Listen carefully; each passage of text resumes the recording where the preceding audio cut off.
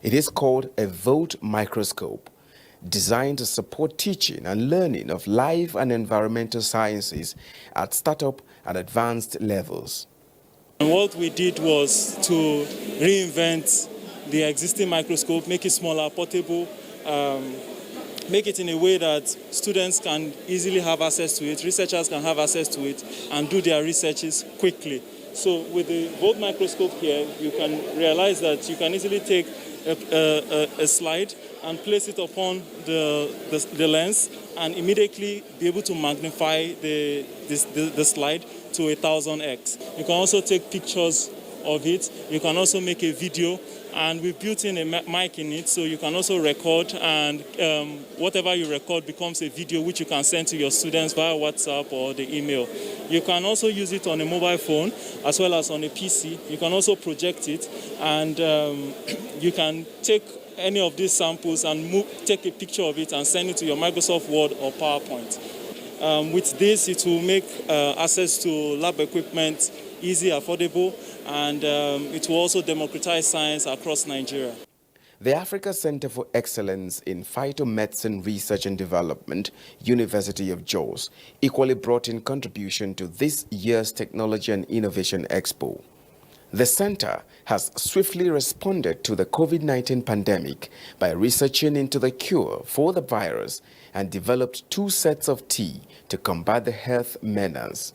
The phytochemicals in those plants actually inhibit the therapeutic site that inhibit the development of the virus, and also the tea boosts the immunity of the individual.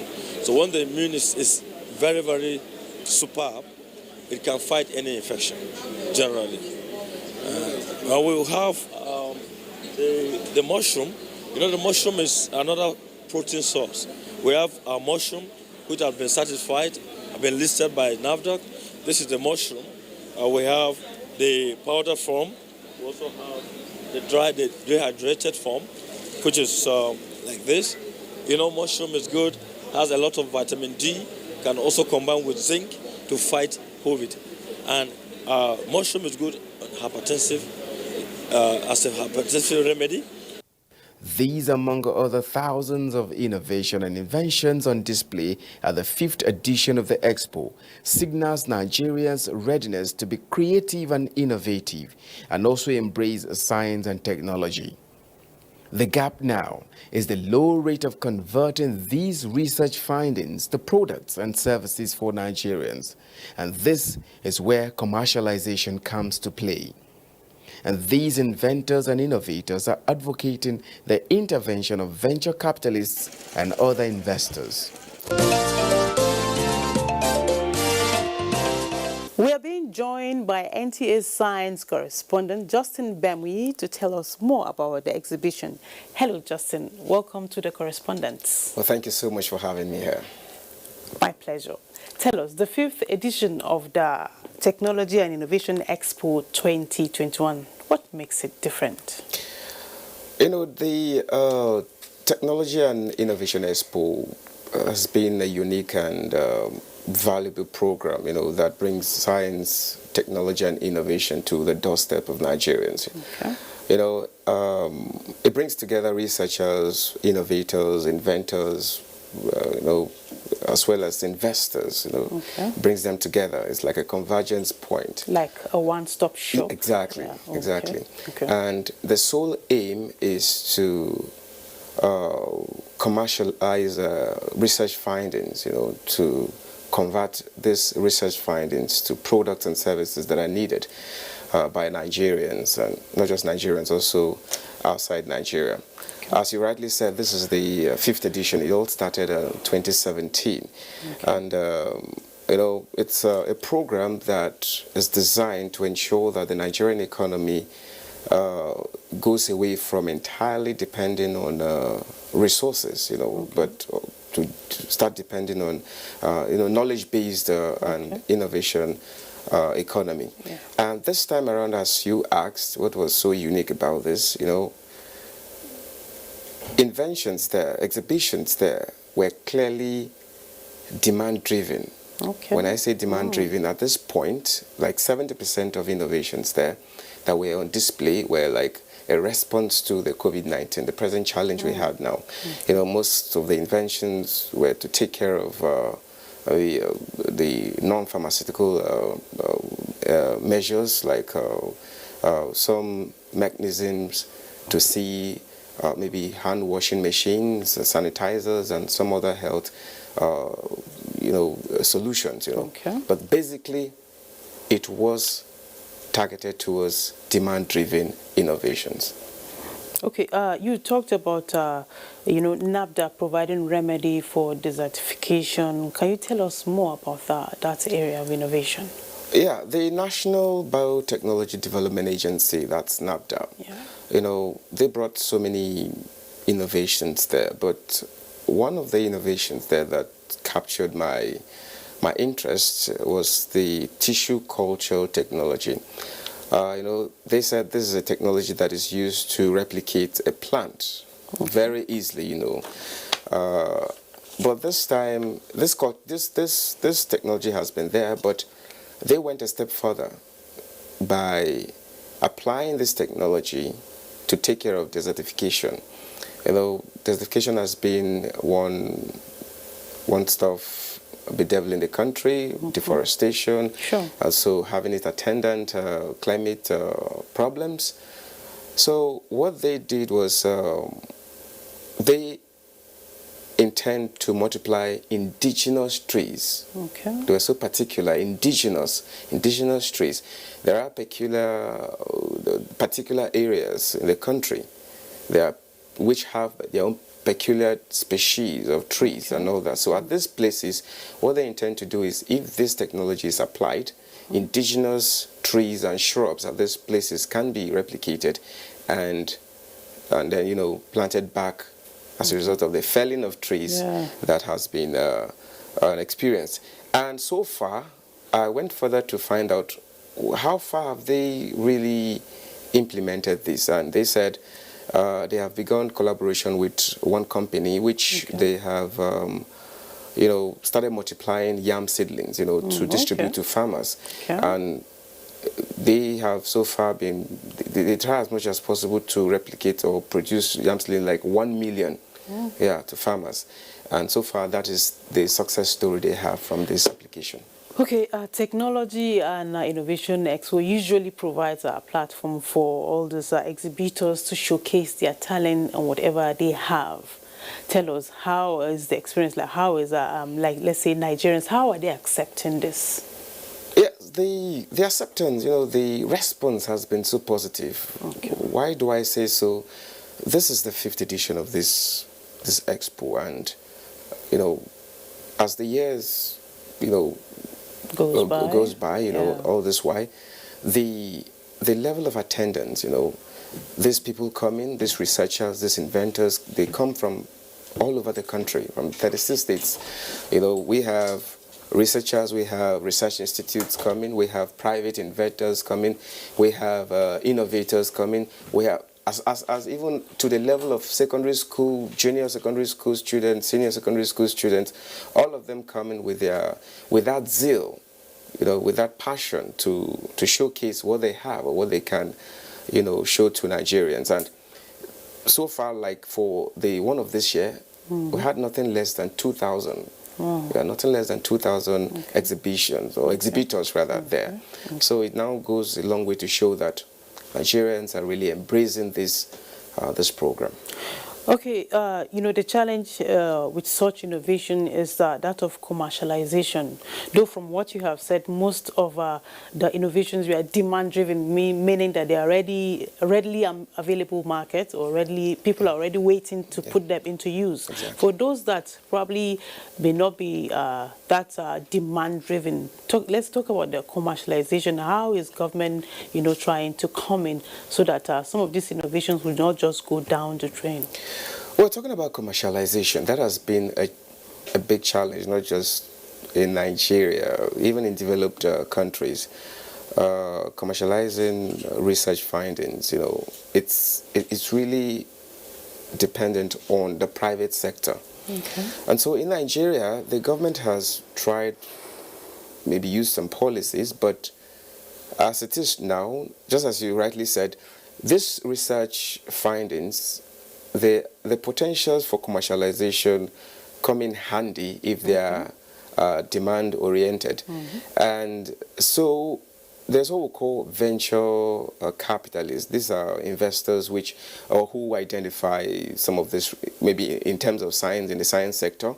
They identify these inventions or these findings, and wherever they see potentials, they put in their money. They invest, they ensure that, because they see prospects in it. But unfortunately in Nigeria, we don't have much of these venture capitalists as other developed countries do. Or maybe, permit me to say, maybe the interest of some of these investors is not that much into science or research findings, or investing in research findings.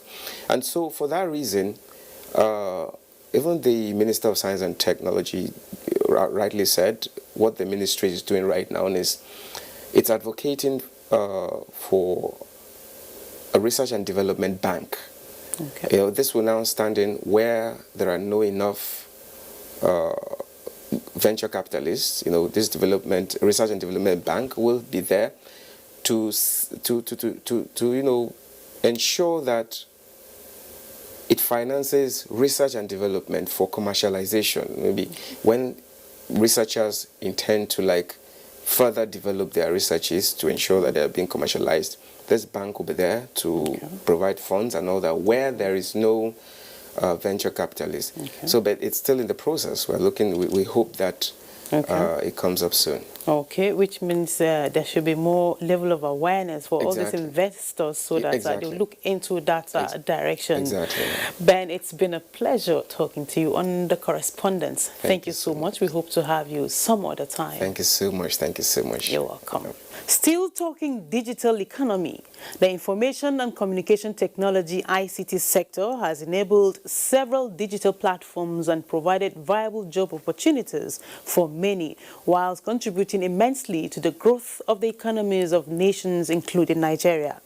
Considering the promising future of this subsector, stakeholders are advocating definite blueprints to formalize the digital labor platforms for a more robust output in Nigeria. Correspondent Ifeoma Aikoji tells us more. Nigeria is an environment that any form of business or social activities will thrive. We have the population, we have very, very enterprising and creative population, citizens. Digital economy, technology generally, Nigeria has made some measures of improvement in terms of technology. And this has basically influenced every sector of the economy. One typical example is the GSM we have, and that has promoted the social media interactions and all that. A content developer, a digital marketer, a social media marketer, a graphics designer. I monetize digital labor. Evidently, the social economy enabled by information communication technology and the expansion in the broadband connectivity, cloud and data has provided income-generating opportunities and benefits, especially due to its flexible work arrangements. However, this sector has faced several challenges, which experts relate to regularity of work and income, rights to fair working conditions, and social protection, while the right to form or join trade unions is also a growing concern. If there are controls and the terms are well defined, they will be able to get justice. They may not be able to form a union, whatever, but if they're able to do that, that will be a good one. We are underpaid because they feel you're not you're not a 9-to-5er. You're working at your pace, so we shouldn't pay you well because you're doing it at your ease. But we work with our brains too. We work with our energy. The highest form of exerting energy is brain work, and we do that a lot of times. Especially infrastructural development, that's number one. And number two, I said it earlier on, no deliberate program that we grow the program from infancy to a reasonable level. That should be a blueprint for us. We are talking about digital economy. We are talking about a situation where everything will be done via automation. and there's no power. Come on. Stakeholders in Uyo, the Akwa Ibom state capital, have aligned with the United Nations to advocate social justice in the digital economy. But is this achievable? There's a possibility, because the venue determines who and where a suit should arise or should be commenced wherever there is an infraction on the part of either the employee or the employer. It's achievable. Let me start with that. But it will be a journey that will start from somewhere. Children who are working today, they are just on their own. And many of them have been cheated. So many of them have even committed fraud. And nothing happens because we don't have laws. On the increasing cyber crimes, a professor of business administration, Isaac Ayandale, suggests giving the perpetrators a chance to channel their creativity positively and harness their potentials. We need to formalize it. We need to give it a structure, and it should be properly regulated. And I want to challenge the government. Let them look for how to bring in those people, the hackers, those who are doing other things negative.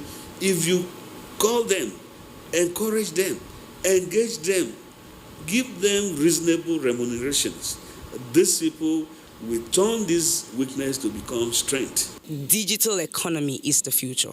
Don't box Nigerian youths. Don't keep us in a cage. Nigeria as a country, as a nation, should embrace digital labor. It's the future. In fact, that's everything all said in few words. Digital labor is the future. Now you have YouTubers. They create content. They consume their own content and they create their own content. And they make money from this thing. So you can't seem to box them because it's the future. People are glued to their phones now more than they are glued to magazines. So just let us try. While relevant authorities are working out modalities to protect the rights and privileges of digital labor marketers, entrepreneurs desiring strategic competitive advantages in the ICT sector, expert advice must be creative, dynamic, and proactive.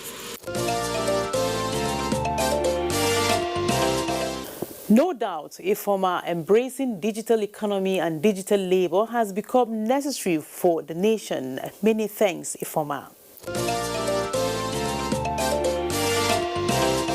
Still to come, residents of Kafanchan groan under darkness. Details after this break. Join us again.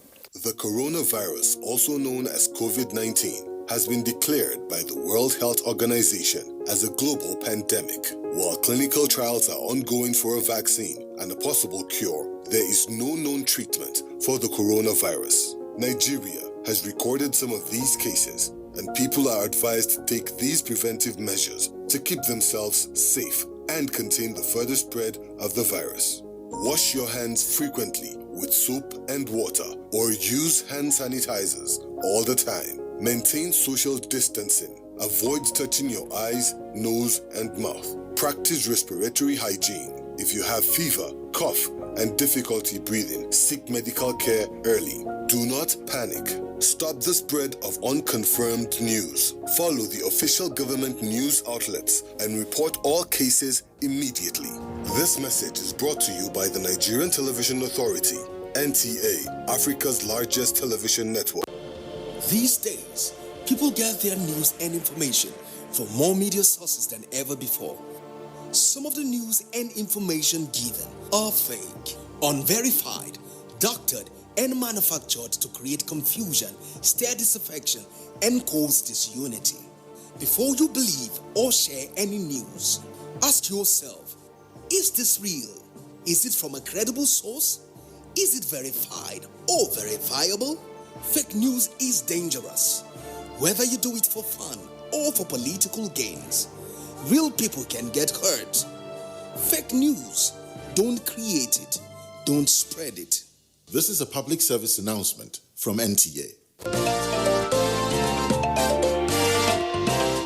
Welcome back to the correspondence.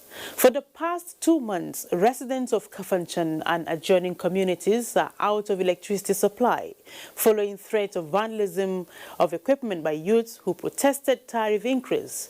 This has hampered socio-economic activities in the area. Correspondent Kim Gwatz tells us the situation on ground. Hilda Getson, seller of ice block, is out of business with the outage of electricity supply. She says the situation led to hike in price of generators and cannot afford. The COVID-19 came, it affected so many people, and now again this power outage is affecting us seriously. We cannot sell our products any longer because of the light. It's the NEPA light we use, but nothing seems to be moving economically. A welder, Chijoke Achuku, faces a daily expense of 6,000 naira diesel purchase to remain in business. He says it's high for a small business. Formerly, we manage gas of 1.5, but right now, if we want to run full wedding, we can spend up to 5,000 naira gas in a day. And sometimes when we do, things doesn't come out of it. However, for those selling and fixing generators, the story is different. Since there's no lights in Kafanchan, that is a little bit high in sales of generator now. Generator is very, very costly. Some people cannot even afford the price of buying generator because of their prices. Some generators before was 14,000, 15,000, but now we can see a generator of 35,000, 36,000. Those 50 is now 75,000. It's very, very high because of the economy. There are many, more than before. Yes, we talk like 50 or 60 in a day. People are coming, they are trooping because of just no lights. Chairman, Jama'a Local Government Council and other stakeholders are working with officials of Kaduna Electricity Distribution Company to restore supply. We don't want you to continue taking law into their hand, to destroying government property or any company properties. We have advising them not to take law into their hand. If there's anything, they are supposed to come to the stakeholder. Maybe we'll go there and make our complaint. Maybe we know that the company will take care about the issues. It will be recalled a peaceful protest turned violent, leading to destruction of distribution infrastructure. Yes, Kim, hoping that power will be restored soon to enable residents speak up their lives. Thanks a lot. And that brings us to the end of the correspondent this week. Join us again next week on another edition. Thanks so much for watching. You can follow our Twitter handle at FUOLUANTA #NTA Correspondence. Don't forget to use the hashtag NTA Correspondence whenever you make a comment or ask a question. And a quick reminder that COVID-19 is very much around us. Continue to abide by government regulations and safety protocols, and more importantly, wear a mask properly. Take responsibility and stay safe. See you again next week. Bye for now.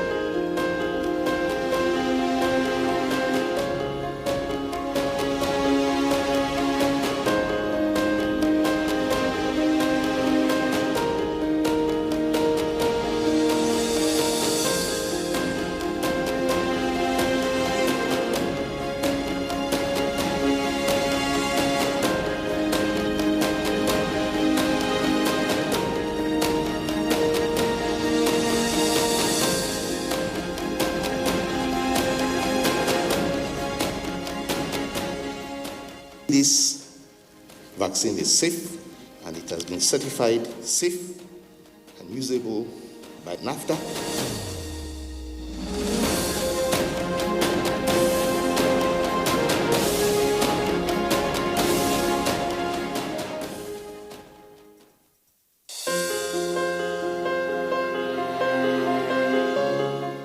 The vaccine offers hope for a safe country free of coronavirus. I urge all state governments, traditional and religious leaders to take the lead in the mobilization effort within their environment and spheres of influence. I similarly urge all eligible Nigerians to present themselves and be vaccinated in accordance with the order of priority already mapped out at the various authorized designated centers only.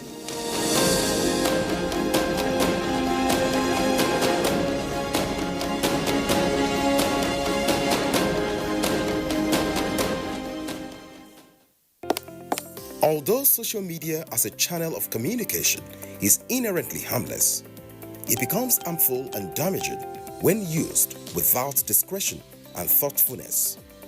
Bad social media users spread rumors and fake news without verification, but good social media users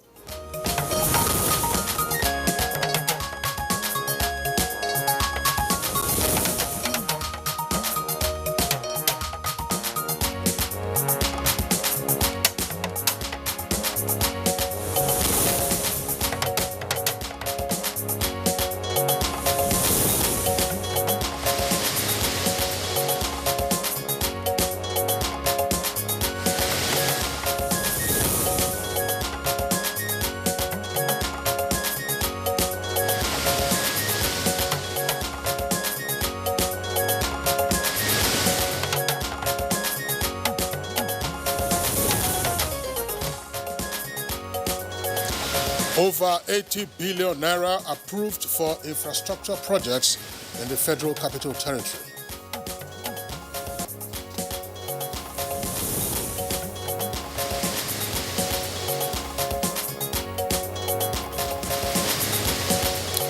Federal government reacts to unfair assessment of the fight against corruption in Nigeria by Transparency International.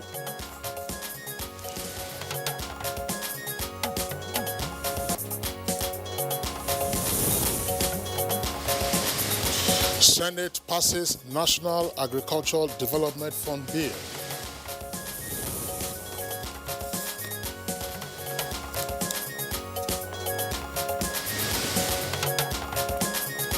On Good Morning Nigeria today, we shall discuss assets declaration by bankers in Nigeria.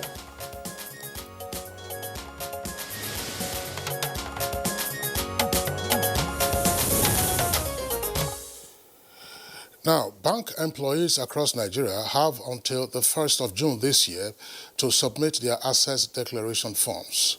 Chairman of the Economic and Financial Crimes Commission, EFCC, Abdul Rashid Bawa, gave the ultimatum shortly after a closed-door meeting with President Muhammadu Buhari a little over a week ago. The EFCC chairman explained that the decision was due to the role that bankers are expected to play in the fight against corruption.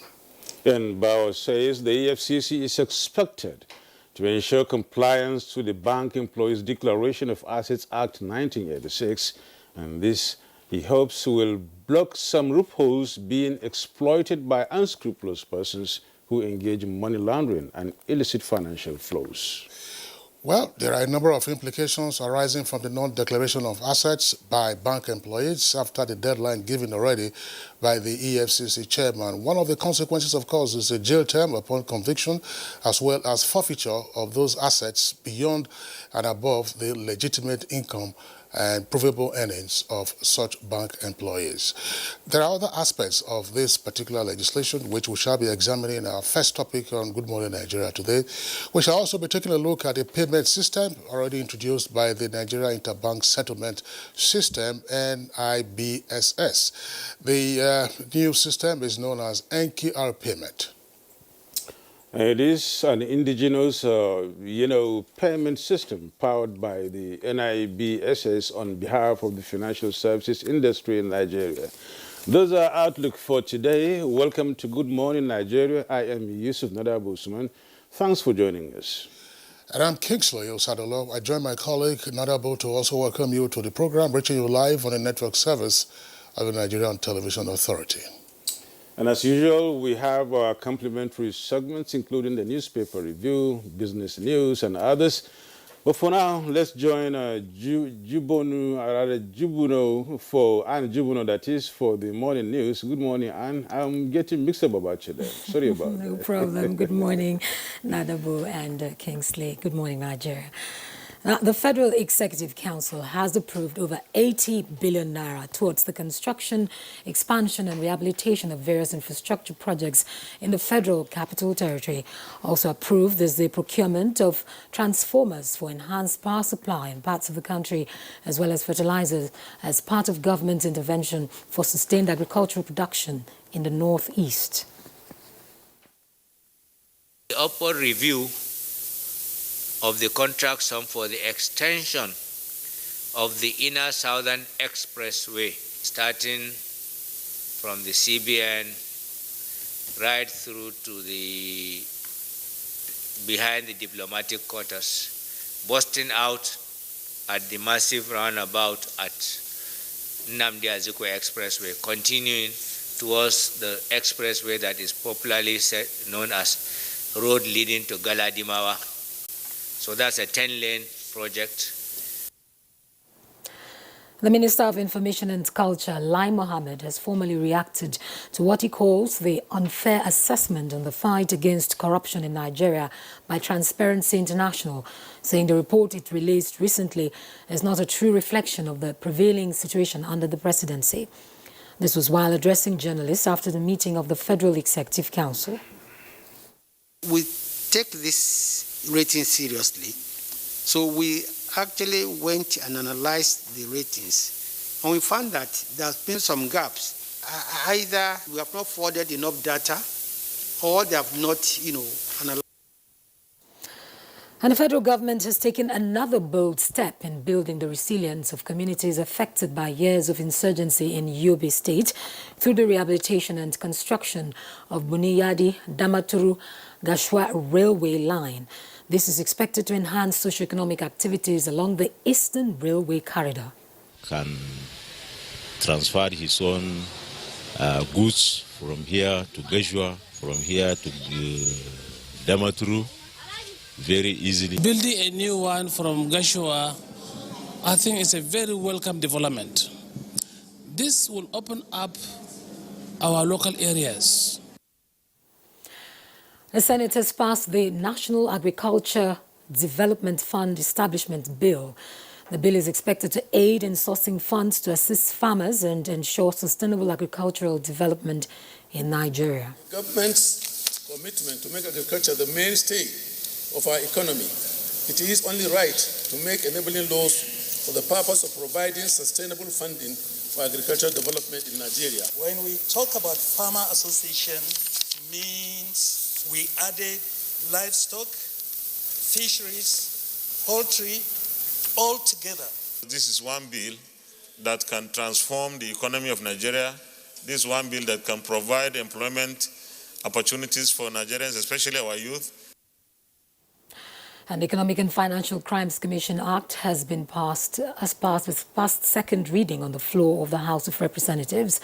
The bill targets enhanced powers to help the agency in its fight against financial crimes and recovery of looted funds. The structuring and composition of the Commission by including members of independent organizations in its membership, establishments and operation review committee. Witness Protection Unit. Honorable Osai's portion of the bill is that anybody that is convicted should be disqualified from holding office in the bill. But I'm saying that that has to be a constitutional amendment, at least that portion of it.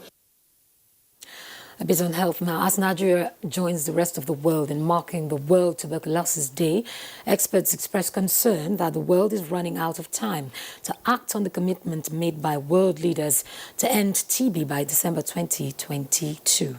This reflects the theme for this year's World Tuberculosis Day, which is the clock is ticking, especially during this COVID-19 pandemic, which has put the progress of efforts to combat TB and other diseases at risk.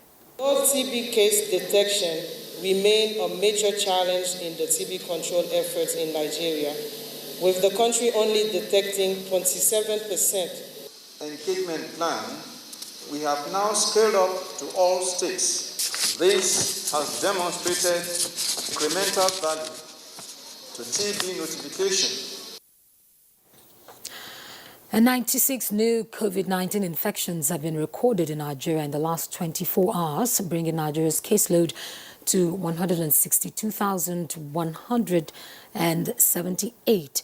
Data from the Nigeria Center for Disease Control (NCDC) indicate new infections occurred in 15 states, beginning with Lagos, which recorded 28 cases, Yobe 20. Akwa Ibom 10, Cross River had 9 cases, Kaduna 6 cases, Kano 5, while Edo had 4 new cases. Oyo and Plateau recorded 3 new cases each, while Jigawa and Oshun had 2 new cases, leaving Borno, Nasarawa, Rivers and Sokoto states with 1 new case each.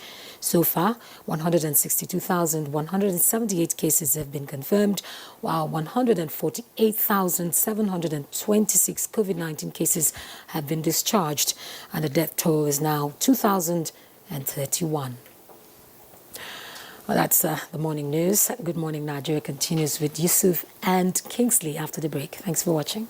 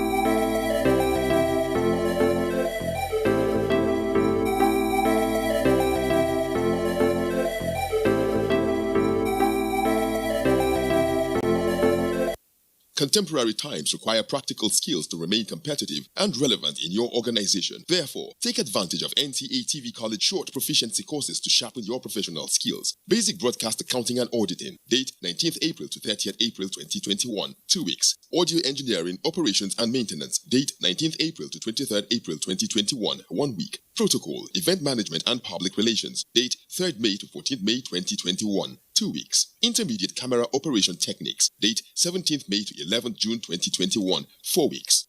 The course fee for the 4-week course is 100,000 naira per participant. The fee for the 2-week course is 80,000 naira, while the course fee for the 1-week course is 40,000 naira only. Accommodation inclusive. Venue for all the courses is the serene and secure environment of NTA TV College near Old Government House, Rayfield, Jos. For more inquiries, please call 0803-314-4383 or 0806-980-9807. NTA TV College, Jos. Training you to be the best you want to be.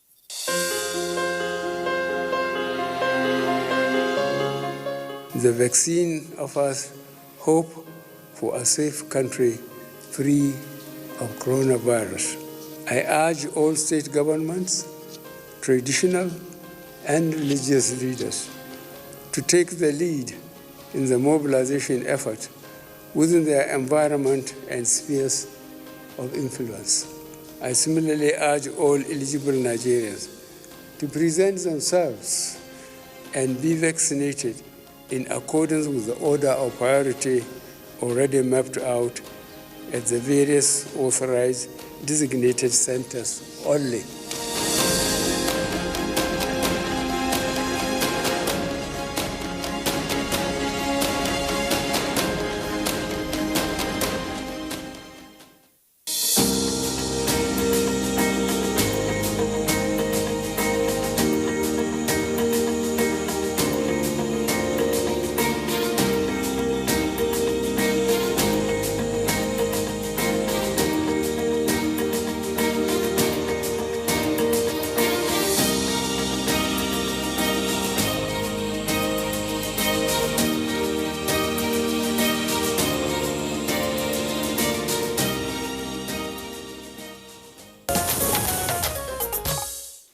You're watching Good Morning Nigeria, live on the network service of the Nigerian Television Authority. It's time for business news, and let's join our correspondent, Kunle Adeyeye. The federal government had at a national summit on the integration of artisanal and modular refinery operations emphasized that it will address many issues.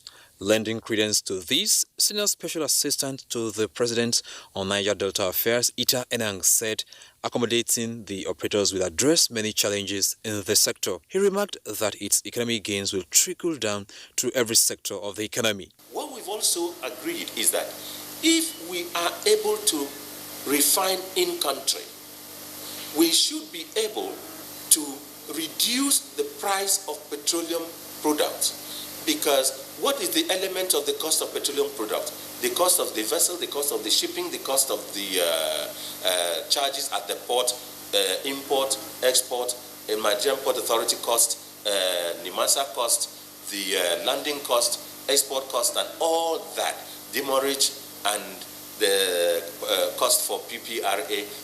You better understand it by taking a look at the template of Petroleum Product Pricing Regulatory Agency. You'll see that all this is what is charged per liter on petroleum product, and that brings the price high. He said the expertise of the operators is also an advantage. And now let's see the graphics representation of Wednesday's tradings on the floor of the Nigerian Stock Exchange.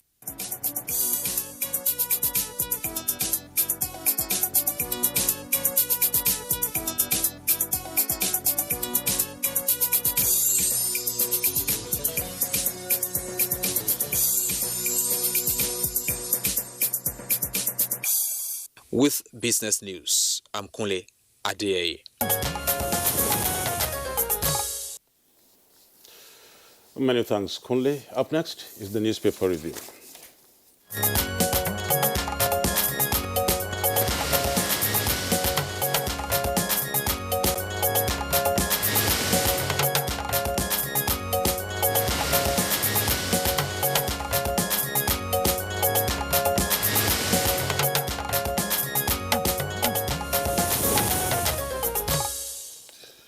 Newspaper reviewer Biotech is right here with us in the studios. Bio, good morning and welcome. Thank you, Kingsley. Good morning. Good morning, Adabo. You're welcome, good morning, Bio. Nigeria. Thank you. All right, Adabo, we'll start with you.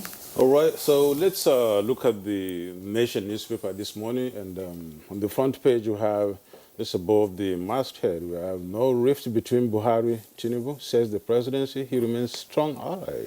And you get that story on page 5. And then disastrous flooding likely across states, agencies warn. The details of that on page 3. Court nullifies SEC's sanctions on Ondo, as well as Delta writes Buhari to demand Ibori-linked loot, both on page 5. The big story on the page here is about insecurity. Autumn Mutawale Fintry list ways out of insecurity. And it says Plateau APC, PDP, beaker over 59 billion naira project. Details on page 8 and measures, measures that is outbreak in Niger IDP camp. You get details still on page 8. There's a new set picture there. You have an arrested 80-year-old herder who grazes between Kogi Ocean released in Ondo. He has paid compensation. Details of that on page 4. And lastly, at the bottom of the page, on page 8, there's a story, JAM makes NIN mandatory for UTME 2021. And still on page 8, you have How to Fight Poverty by ITF. Boss Kingsley?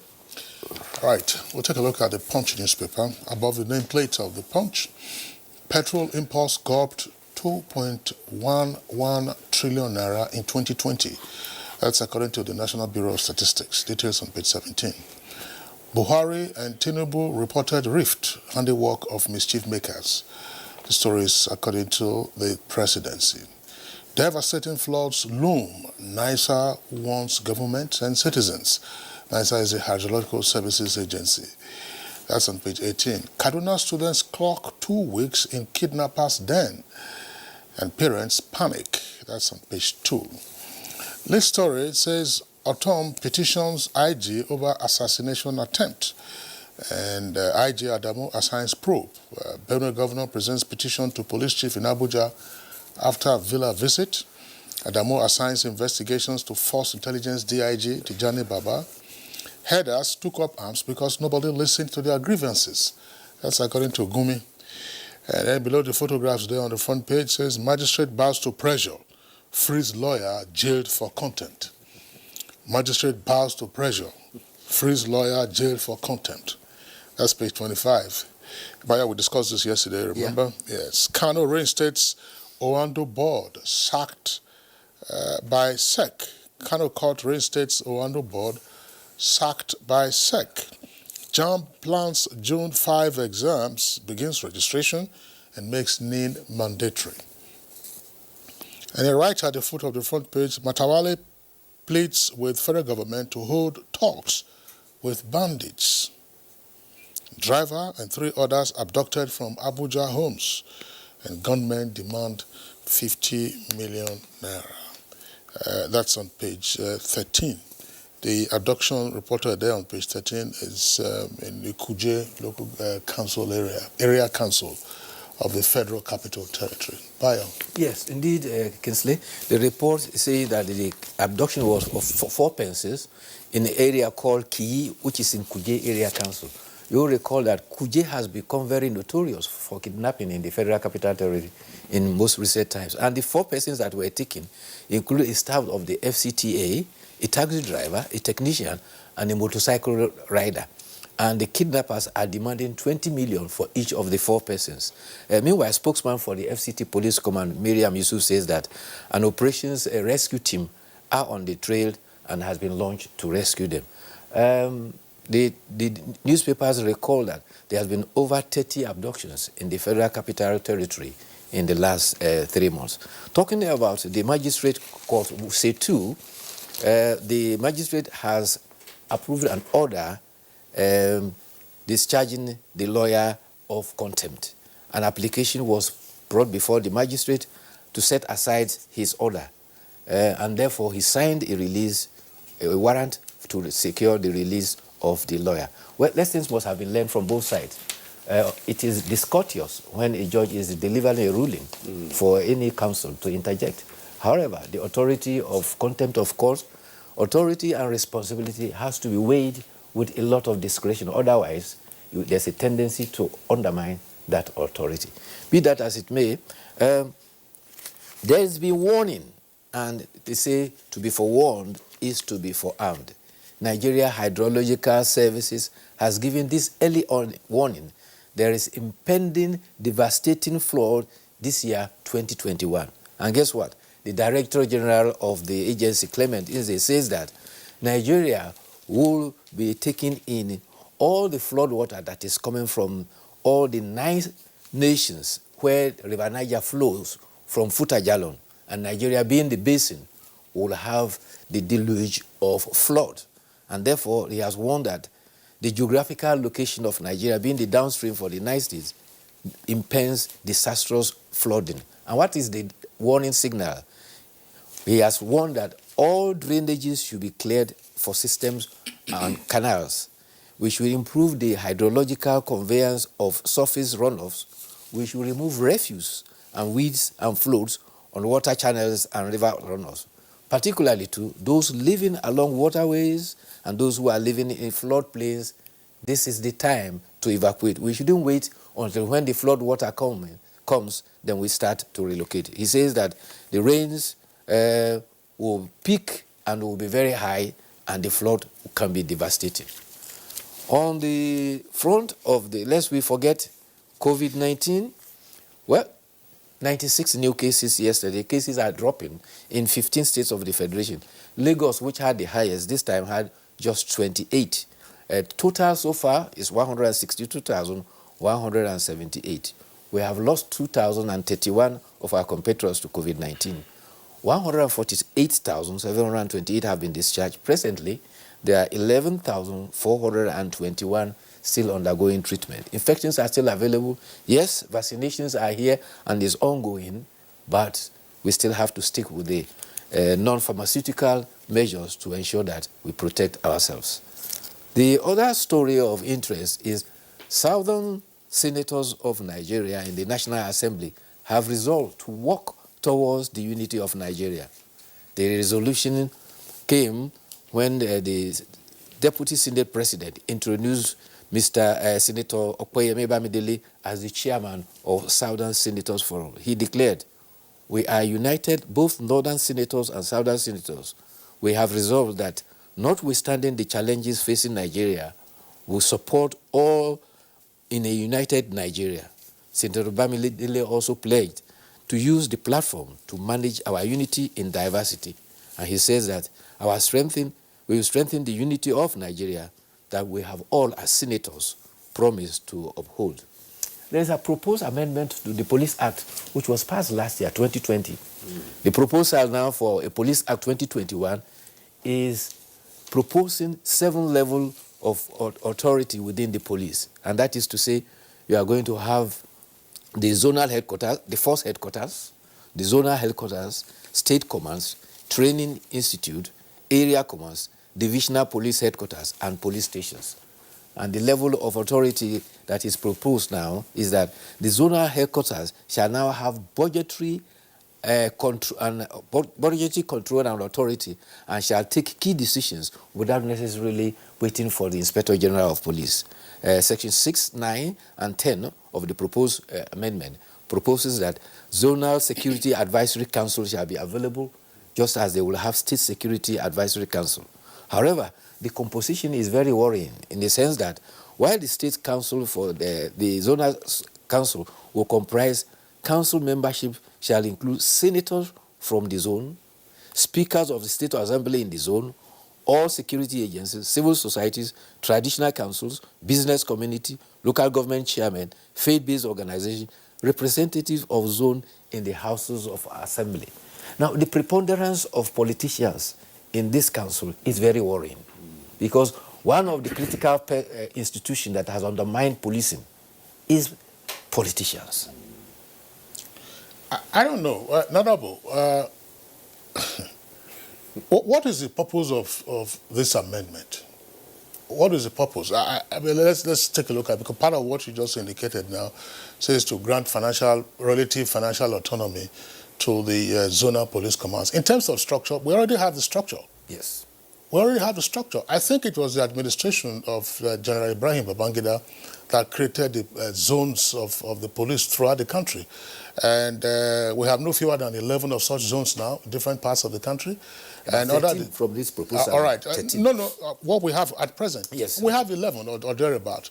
You have state commands, you have area commands, and then you have the divisional police offices. Now they say grant financial autonomy to the zonal commands. The issue that police officers will tell you is that in the past, one of the reasons why the state commands were very effective and efficient was that they had relative financial autonomy.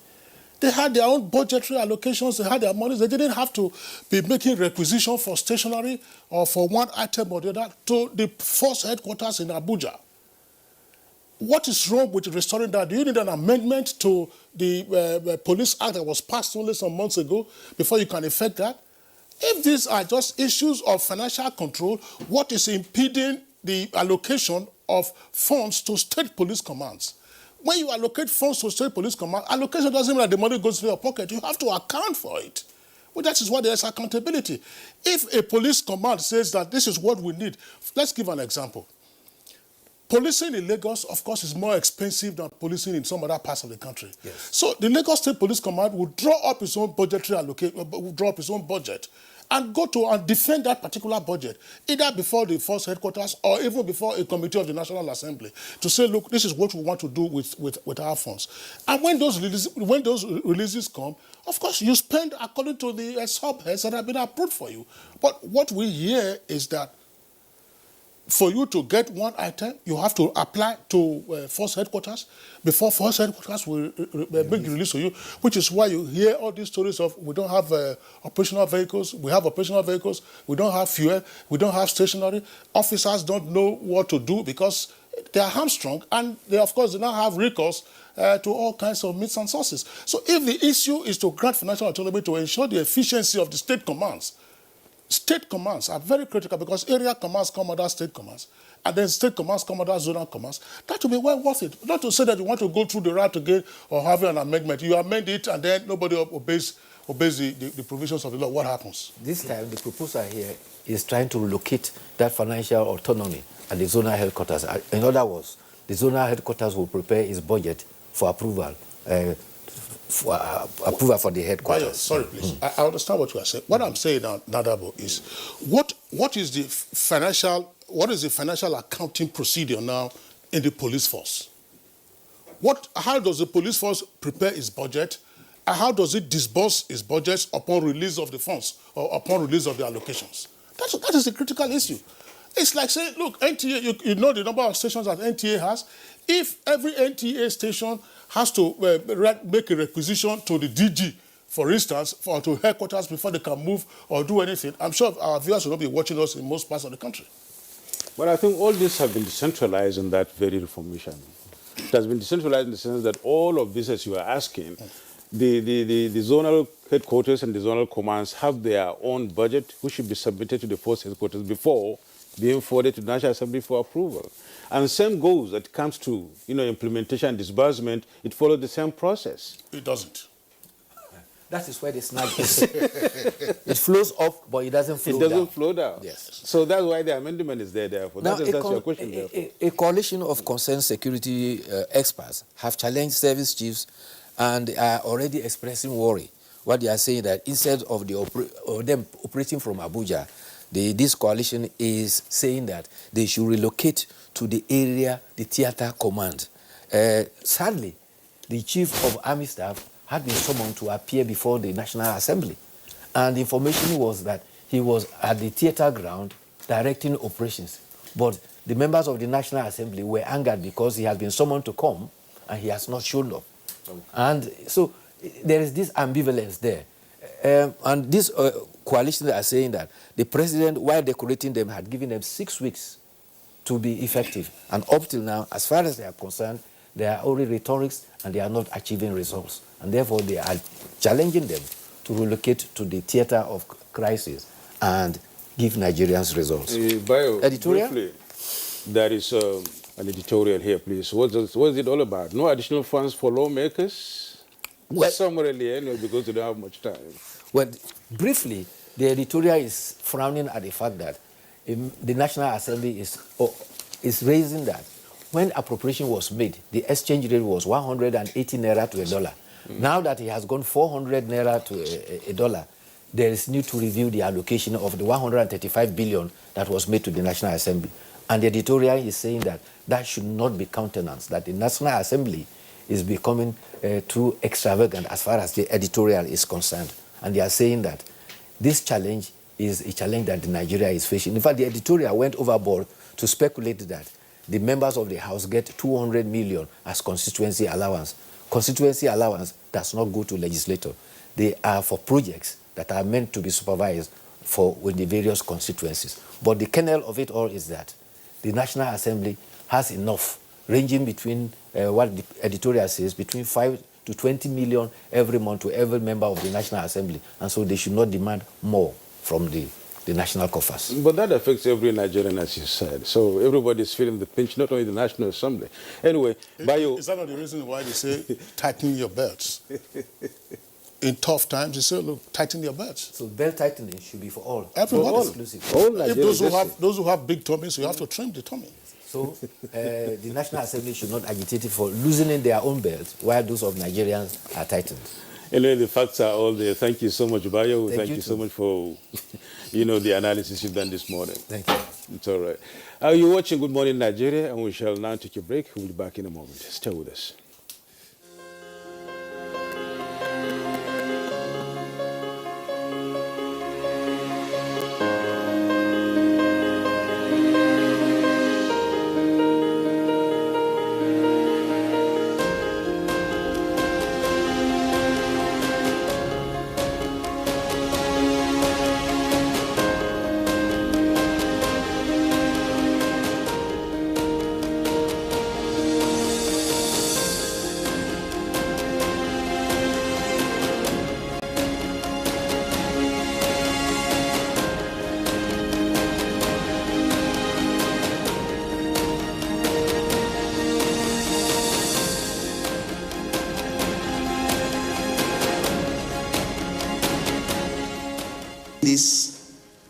vaccine is safe and it has been certified safe and usable by NAFTA.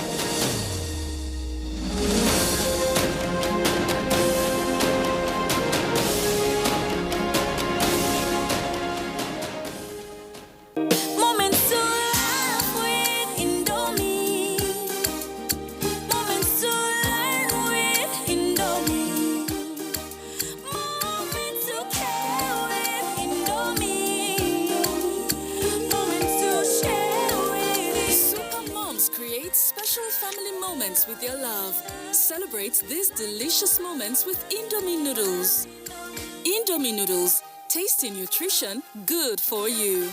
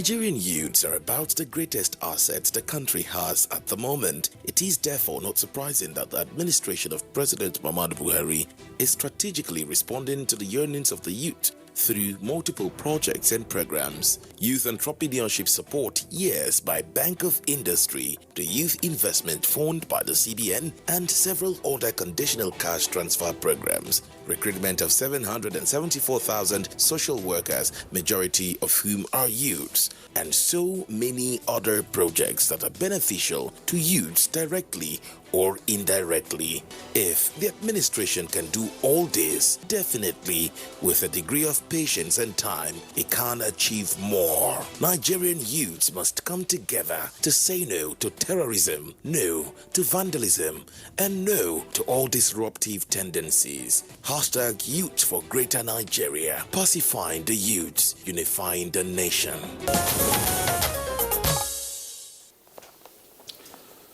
And as a prompt for our discussion on this subject matter, let's join our correspondent Oyemi Ajayi for the background report.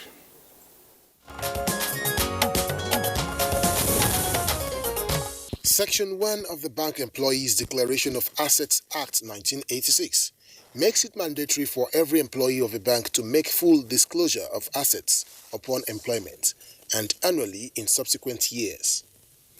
The law under Section 7, subsection 1 stipulates that it shall be an offense for an employee of a bank to own assets in excess of his legitimate, known and provable income. This has a spelled out penalty of 10 years imprisonment. For a long time, this part of the Constitution has been left fallow without any of those concerned respecting it. But with the appointment of the new chairman of the Economic and Financial Crimes Commission, EFCC, Abdulrasheed Bawa, the emphasis and revisitation of this part of the Nigerian Constitution becomes a part of ridding the country of corruption and money laundering, at least to a reasonable level. The EFCC boss has directed that all operators in the Nigerian financial system, especially bankers, must declare their assets latest by June 1, 2021, as this measure will sanitize the country's financial system. Nigeria is one amongst many countries in Africa and other continents battling with cases of corruption and money laundering with bankers and bank officials as accomplices. Aside this, some monies have remained redundant in many accounts due to the deaths of owners of the account, which some bank officials convert to theirs while leaving the families of the account owners in penury. Part of the essence of this move by the EFCC is set to ensure that the country is free from financial crimes. Also, to block some of the loopholes being exploited by unscrupulous players in the sector to undermine the Nigerian economy through money laundering and illicit financial flows. Now, How will this correct the anomalies experienced in the financial sector?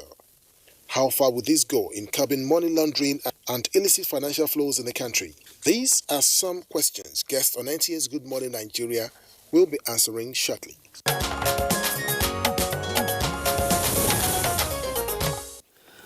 Many thanks, Oyemi Ajayi, for that background. Joining us now to discuss this issue here in the Abuja studios, we would like to welcome Ahmed Abubakar Tanimu. He's a legal practitioner, former banker, and still a human rights activist. Delighted to have you this morning. Thank you for having me. Okay. Joining us via Zoom is Professor Segun Ajibola. He's a former president, Chartered Institute of Bankers of Nigeria. Ajibola, pleasure to have you with us this morning, Prof. Good morning. Okay. And joining us from our Kaduna studio, we have Professor of Accounting and Finance, Kaduna State University, Mohammed Sani Bello. Welcome to the program.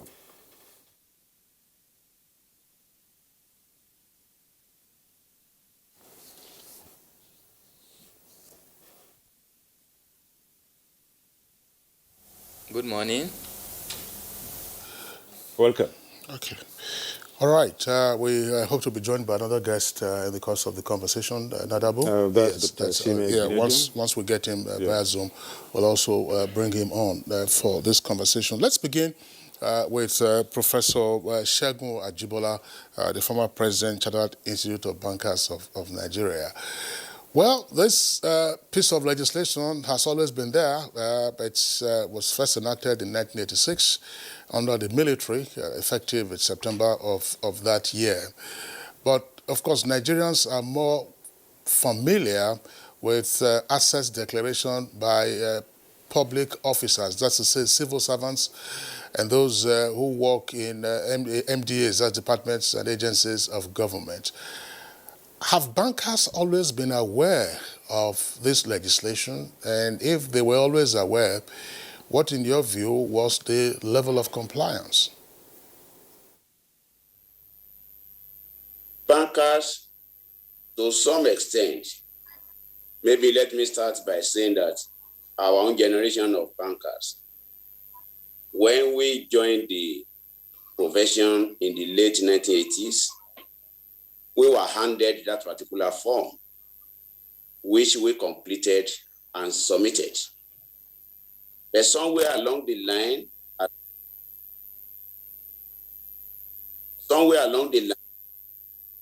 as we've always experienced in this part of the world, the implementation of that particular provisions of the law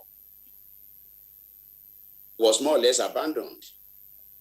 And it was no longer considered as maybe a fundamental part of the banking profession. But some years back now, these particular provisions of the law were revisited. And as of today, bankers are being made to complete that particular declaration form. But more importantly, Mr. Moderator, the industry itself is also a self-regulating industry, because we do know and we appreciate the fact that it's a very, very delicate industry, very fragile, very tempting, that there was need for that self-regulation. And that is why my institute, the Chartered Institute of Bankers of Nigeria, has its own way of regulating, because we have a code of conduct which we agreed with the Central Bank of Nigeria, which every banker in Nigeria must sign. And we have a disciplinary tribunal that has the power of a high court, that whoever is reported for any form of infraction, if dragged before the tribunal, can be sanctioned and recommended for formal prosecution. But that will not replace the provision of this particular act, decree, which is now an act of 1986.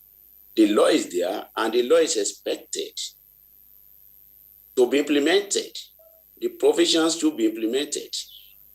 But then, to that particular provision be isolated. Nigeria as a country, we have a lot of challenges in so many areas of our national life. What's happening in the custom, what's happening in immigration, what's happening in the civil service, what's happening in police. So it is the practice of isolation, which perhaps we'll have opportunities to talk about later, that is giving us some apprehension in the industry. Because as of today, even we are scaring away the young ones from going into that profession. But I think we'll come back to that. But if there is a law in place, law is expected to be implemented, and provisions of law are expected to be obeyed. So we don't have any problem in bringing to bear the provisions of that law for full implementation and full compliance. We don't. But where we have our concerns and our apprehension along the line during this program, we will come out with that. We will encourage and we will recommend that we don't practice implementation by isolation. There are provisions of law for every category of professionals in Nigeria to declare assets. There's code of conduct bureau. To what extent are those who who should be accountable to that code of conduct bureau? To what extent are they complying? And what is the posture of EFCC to this kind? So banking as a profession need not be isolated. But like I said, Mr. Moderator, we'll come back to that later. Thank you. Okay, Professor, let me just hang on to you a little bit and then maybe make a follow-up to what you said. We all agree that the law has been there, and you also rightly accepted that it has been, being complied with much earlier on at the beginning. But somewhere along the line, it became abandoned, and the Chartered Institute of Bankers, regulates and, of course, have some checks and, also, of course, look at the behavior and attitude of those in the banking industry. Could you tell us why it was abandoned and what really the CIB did about that before it became now somewhat like a topic to discuss? Yeah, thank you once again, Mr. Moderator. Like I said, banking as a profession had its own challenge. And that is typical of any profession, whether you are talking of medicine, whether you are talking of construction, whether you are talking of civil service, whether you are even talking of the academia, in which I'm a member. There are always bad eggs in every profession, and there should first of all be a policy of self-regulation before we even talk about the national laws. So since the 1990s in particular, when the challenges of the banking industry became a national problem and the big assault on the economy of Nigeria, the banking profession itself, through the institute, has been making efforts to deal with infractions, to deal with untoward practices, to uphold the code of conduct of the profession. And that is why some years back, we agreed with the Central Bank of Nigeria. We signed a code of conduct which must be signed into by everybody that is into the banking profession in Nigeria. And we now have, through CIBN Act 2007, a tribunal that has the power of a high court to deal with bankers that have been found wanting, especially in the area of ethical conduct and discipline. But the problem we have, Mr. Moderator, is the fact that the banks themselves, they hardly, it's on very few occasions that we have reported cases of infraction by bankers to the institute. We even have a bankers subcommittee on this matter of unethical practices. So, but the reporting system is still very weak, in which case we have infractions that are not reported to the institute to even enable the institute to take action. And that is why I'm saying ours is supplementary to the national law. So whoever is caught in the act, either promoting money laundering or even within the banking system, trying to pursue things that are not helpful to the industry or to the economy should be made to face the law. So nobody will contradict that kind of posture. But like I said, the only issue there is we need not stigmatize the industry. We need not let the industry look as if it is the scapegoat within the system. We need not let the institute look at it as if it's the only national headache, because whatever, irrespective of our position as an economy, we need the banking industry. In the academics, if you ask me today, the enrollment into banking has been going down over the years. And when you ask the youngsters, oh, that industry where they pursue everybody, that industry where the MD, the executive director, the managers, they find their way into the place and so on and so forth. So at times, we celebrate and we over-celebrate the problems in the industry to the exclusion of other areas of the aspects of our national economy that are either equally challenged or even more challenged. So it's that policy of isolation that we are talking about. Infraction is infraction. Unethical conduct is unethical conduct. Whether you are in the practice of medicine, whether you are in building and construction, whether you are in the police, whether you are in the army, whether you are in custom, whether you are in immigration, whether you are in civil service. Let's treat infraction as infraction, as a national problem. Like somebody asked, if you are talking about even Central Bank of Nigeria, that are there infractions there, you are talking about First Bank of Nigeria, there are infractions there. What of NNPC? What of other major national institutions? To what extent have we held people responsible for accountability in these institutions? So let's have a national architecture that will pursue infraction, irrespective of which industry you are. But like I said, I admit the fact that banking profession is with a special toga, wear special flavor, because of the delicate manner and because it touches on every facet of our national life. So that way, it holds the key to national development, and nobody should joke with it. But in our attempt not to joke with it, we should not stigmatize it. That's all that I am saying. All right, thank you, Professor Ajibola. I want to bring in Abubakar Tanemu himself, a former banker and also a legal practitioner. Listening to Professor Segun Ajibola, the impression that he creates is that the directive to bankers to comply with the pre-existing piece of legislation amounts to stigmatization. And he also says that that's a way of also isolating bank employees and then ensuring that they are the ones who are in the limelight. Do you agree with this posture? No, I don't. If you look at it, you have to look at it from a holistic approach. Before now, the challenge has always been there. As he rightly pointed out, in the early 80s, late 80s, they were complying with the asset declaration thing. But after a while, they stopped, and we know the result. We had issues of failed bank. The government had to constituted a decree, failed bank tribunals, and a lot of banks went under. A lot of people lost their resources. What the essence of the law, before any law is made, we have to look at why is there a need for it. We call it the spirit behind the law. The essence is that they want to know your standing at the point of your employment.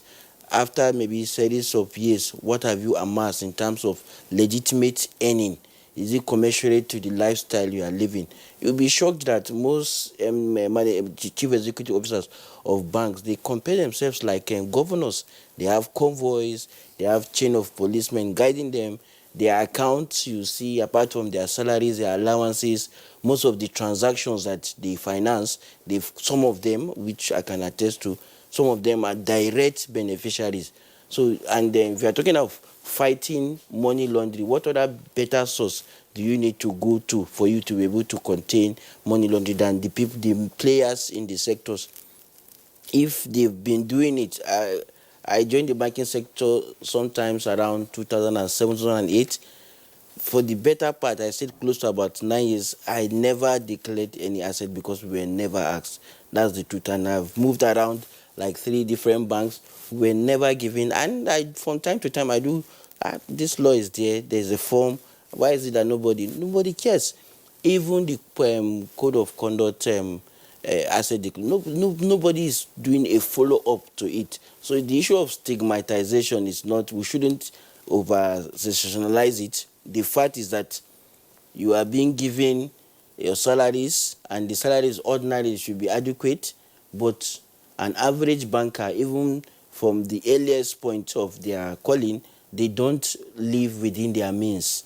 The expectation of the society, they want you to live above board, they want you to wear fanciful suits, lifestyle, big cars, and their income is not commensurate to all those lifestyles. So apart from loans, then they now start conniving with customers. Those customers are always there that wants to like beat the system. Everybody in one way or the other is linked to the financial sector. So you must make use of a bank in one way or the other, either for deposit, either for various transactions. So some of the bankers now help themselves in the sense that they provide the customer. You'll be surprised you see a customer depositing 9 million in like different trenches so that you won't beat the regulatory limit that the NIFU will now pick up. Who is giving him that advice? It's the bankers. Some is even the bankers themselves that will go to various branches of the bank, depositing the same amount of money so that at the end, maybe a politician, a politically exposed somebody that is working in a ministry that you know definitely does not have the capacity to amass such kind of wealth. You are the one that is helping him to layer those monies and putting them in such a way that it will not raise the red flag. So the fact remains the same, that before now, nothing is being done about asset declaration for bankers. A lot of bankers, from the highest cadre down to the lowest level, they were living above their means. A lot of them, as I rightly pointed out, either loans, either from the deals that they've been able to arrange for their customers, and so because you don't have the necessary tools, the regulators, they cannot know what a person worth if there is no declaration beforehand, and that declaration is what has been missing. The CBN, as part of their responsibility, the NDIC as part of their responsibility, over time, they don't really focus more on that aspect. And in the fact that now we are in a technological era whereby if you have such kind of data, you should have like a platform. If it is the CBI, if it's the CBN, even if it is the EFCC, just as the way you report the threshold of deposit on a daily basis, there should be a platform whereby all bankers in any bank the regulators can be able to access that platform and see and know the declaration made earlier. So until that is done, we will not be complaining that the bankers are being stigmatized. These are necessary tools that the government is trying to like activate, because they've been there before, but it has not achieved the desired result. For every major corruption or looting scandal, there is a banker somewhere that has facilitated the whole transaction. People don't keep billions of naira ordinarily at home. It finds its way through the financial system. So the financial system in every clime ought to be highly regulated for stability of the financial sector. If you relax that calling, then there will be a lot of problem, because they have the know-how, they know the means, and they interface with those people that have the ways of having. And so it's a gradual thing. They are starting from bankers. I subscribe to his own idea that it should be a holistic approach whereby it cuts across every profession, every sector of the. Everybody should be able to declare his assets as at when due, and if somebody is now living above his means, the authorities can now make reference to what he has declared as his legitimate income. We cannot, not only for looting or for corruption purposes, equally for issue of paying tax and other considerations.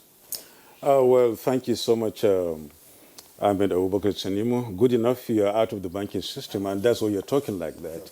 And of course, you're a human rights activist, so it's nice that we have you in this discussion this morning. Let me get across to Ms. Hanibello. Let's hear your views about this stigmatization issue which has been raised.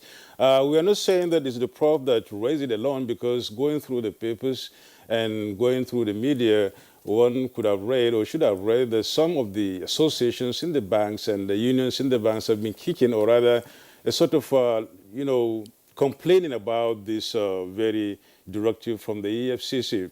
What's your take on this, and how do you look at the issue of trying to have every other sector, every other segment of the Nigerian society accountable to their actions and their deeds? Thank you very much. I think there are two things we need to consider. The issue of involving every other sector, and then making the bankers' asset declaration effective. What I know is that I was a banker, and at a point in time, I think when I was in UBA particularly, the all banks, we were given forms to declare our assets, but nothing is heard afterwards. So it's like declaring the assets is one, but making it serve the purpose for which the declaration is made is another. So the AFCC activation of the 1986 Act regarding banks' employees to declare their assets is a good one, but it should not stop at just declaring assets. What happens afterwards is very important. I have a suggestion on that. Then the second issue has to do with every other sector. I think what we need is really to have the unexplained wealth order in Nigeria to also come into force. And by that, every individual who is known or is seen to be having some kind of way of living or some wealth that are not necessarily explained from, what is seen to be his or her legitimate earnings, can be called upon to explain. And that will involve every other person, not necessarily bankers. It will be bankers, it could be the custom, as other speakers have mentioned, and everyone can now come into fold. But with either the unexplained wealth order or the now bankers declaring their asset, what is required to make this declaration effective, are the following. Number one, we need to involve EFCC or any other agency involved in this, must involve experts. Experts, particularly accountants and lawyers, who can now understand, can help in the review of such declaration to see whether they were reckless, or to see either there are evidence of misstatement or a deliberate false declaration, and then to now propose what action can be taken thereafter. This is very important. If we don't do that, I am not sure that EFCC can collect all the forms declared by bankers and on its own can review all the forms and then detect some of these lapses that may be there. As we know, people have motive. Some may under-declare, some may over-declare, depending on what they do. And in any case, we also need to know that bankers can hold asset or can own asset, not necessarily, declaring through proxies. They can do that. So, but some experts, there are ways we can detect such kinds of activities. So this is one. Secondly, there is need for collaboration between particularly the FCC and the Code of Conduct. Many, politically exposed persons have been made to declare assets at the time they are, assuming office. But afterwards, nothing is heard. There is no connection between the EFCC and the Code of Conduct. And it's like anybody can just do anything except if you are picked upon as an individual or there is certain special interest on you. Nobody, is interested in whatever any other person has declared and is kept with the code of conduct. So there has to be some kind of collaboration, and that way, the unexplained wealth order, which I am proposing, can be activated. If you say you have this, then how much have you paid in tax, or what is the source of money that you have used to acquire the asset, and things like that. The last thing that is required to make this kind of effective after the asset declaration is the involvement of whistleblowers. Whistleblowers can just be individuals anywhere, and anybody within the community or within the society or in any place or within an organization that is suspected to be living above his or her legitimate earnings, a whistleblower can come into play and then say that, look, I am suspecting so person is actually living above his or her legitimate earnings, and then that way the FCC will be informed. Any other agency of government involved either in money laundering or in dealing with issues relating to financial crime can come into, can act on such kind of information provided by whistleblowers. So overall, it is important that the 1986 Act relating to bank employees declaring their asset, it is important that it is activated, but it has to be made effective. If you just declare your asset and then it is filed away, and that is all, unless there is problem, then something will happen, or there is a special interest on an individual, then that is when investigation will commence. I think that will not, that will be futile. All right, Professor Mohammed Sani Bello, thank you very much there for your incisive comments. Let's return to Professor Segun Ajibola, formerly of the CIBN. We understand that his Zoom connection is off. All right, Professor Ajibola, can we see you again one more time? If you are on. All right, so you're back on, Professor Ajibola. Let's, again, for the benefit of our viewers, clarify this. What we are more familiar with is assets declaration by public officers. Public officers include civil servants and politically exposed persons and those who work in departments and agencies of government.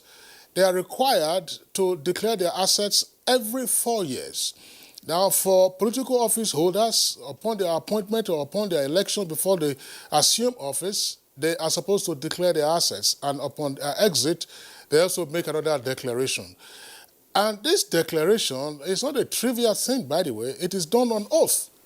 In other words, there is execution and attestation before a high court judge, or some other superior officer of the law. So it's a serious business, and the agencies that you refer to, whether customs or immigration, they are already covered by the Code of Conduct Act with regard to the declaration of their assets.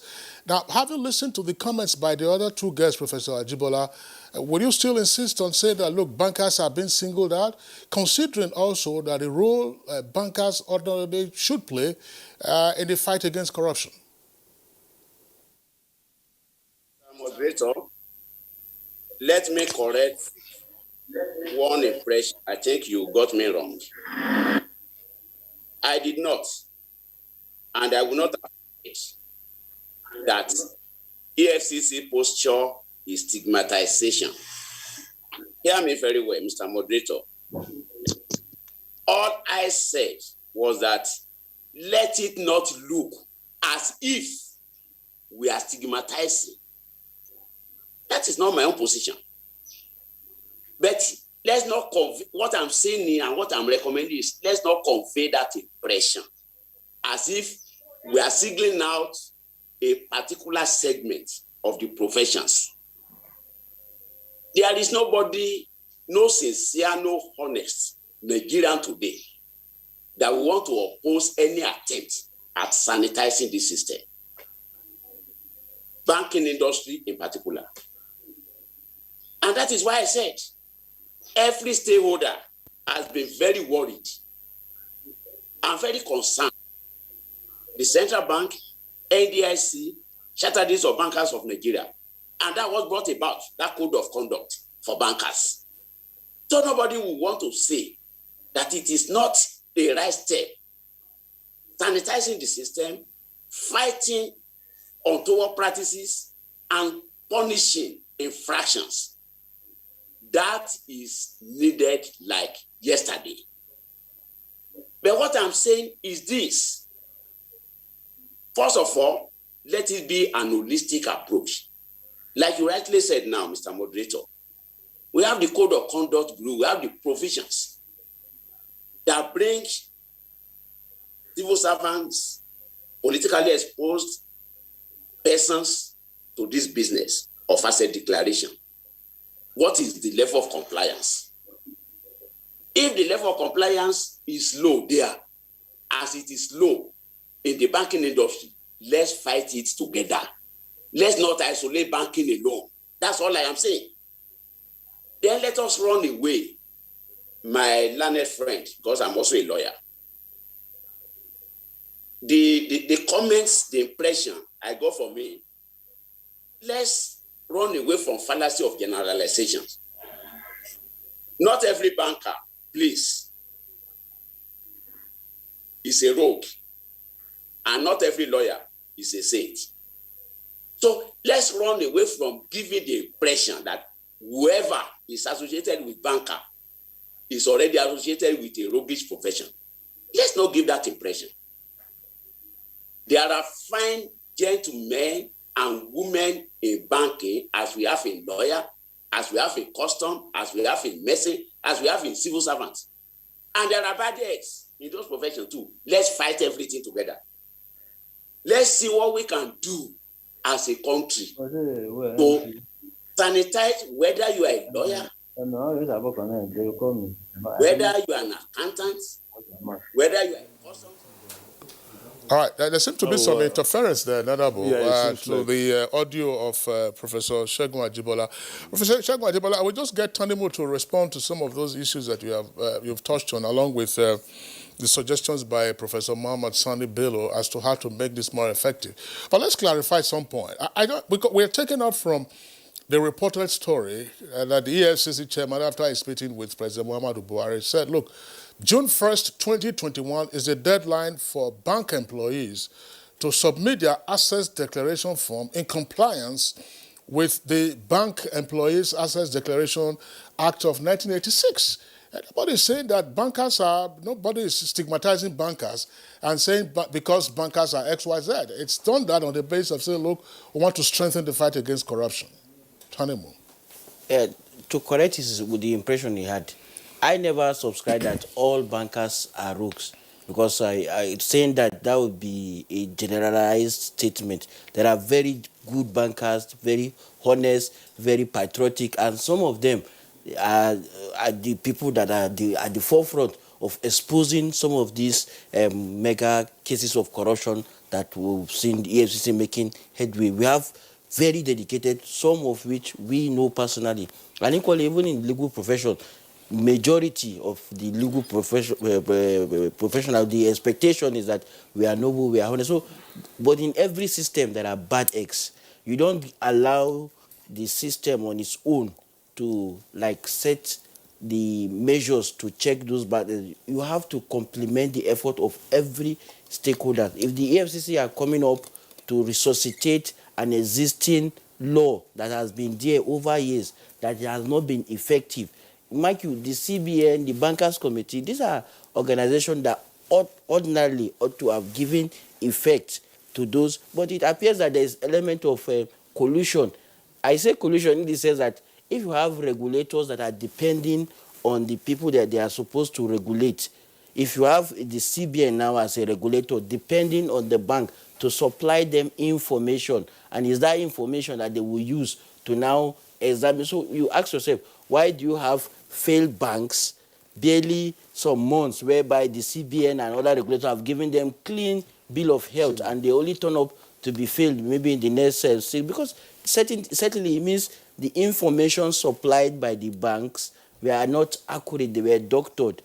Before now, you see how some other banks are declaring huge billions as profit, and within a short while they are under. It's because the way the system operates. So what is required is we should not complain that there are checks, there are measures being put in place to like the AFCC are taking proactive steps. We should not be waiting all the time for the act to have been committed before you start going after those who have perpetrated the act, because as at then, monies would have been lost, a lot of energy will be disseminated. But if you prevent it, if you take proactive approach by setting laws that are there, you are resuscitating them and making them effective, it will go a long way in in crime, in the fight against criminality. It's not only you are sending a deterring message to other prospective would-be deviants, so that they know that the logger of the law is already taking shape and taking form to prevent the occurrence of such kind of activity. So we will commend the AFCC, we will commend any government agency that wants to effect existing laws that have not been given effect in the past. The CBN, the NDIC, the other regulators, they've not fared very well in that regard, and that is why it's taking the EFCC to now give effect. If the banking sector is sanitized, it will have a ripple effect on all other sectors of the economy. Oh, well, many thanks, Sanimu, for that insight. We really appreciate that.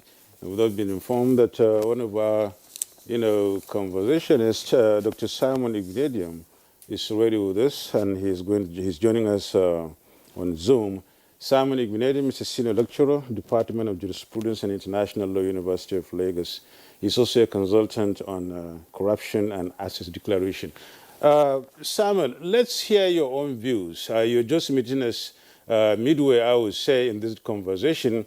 We've been talking about asset declaration as directed by the EFCC onto the bankers in order to see to it that by June 1, they comply with that. But the issues being raised and being discussed here have been that this is not a new law, and of course just a resuscitation, and then some insinuations from other quarters may seem to point towards the fact that it's a stigmatization or singling out the bankers in order to do that.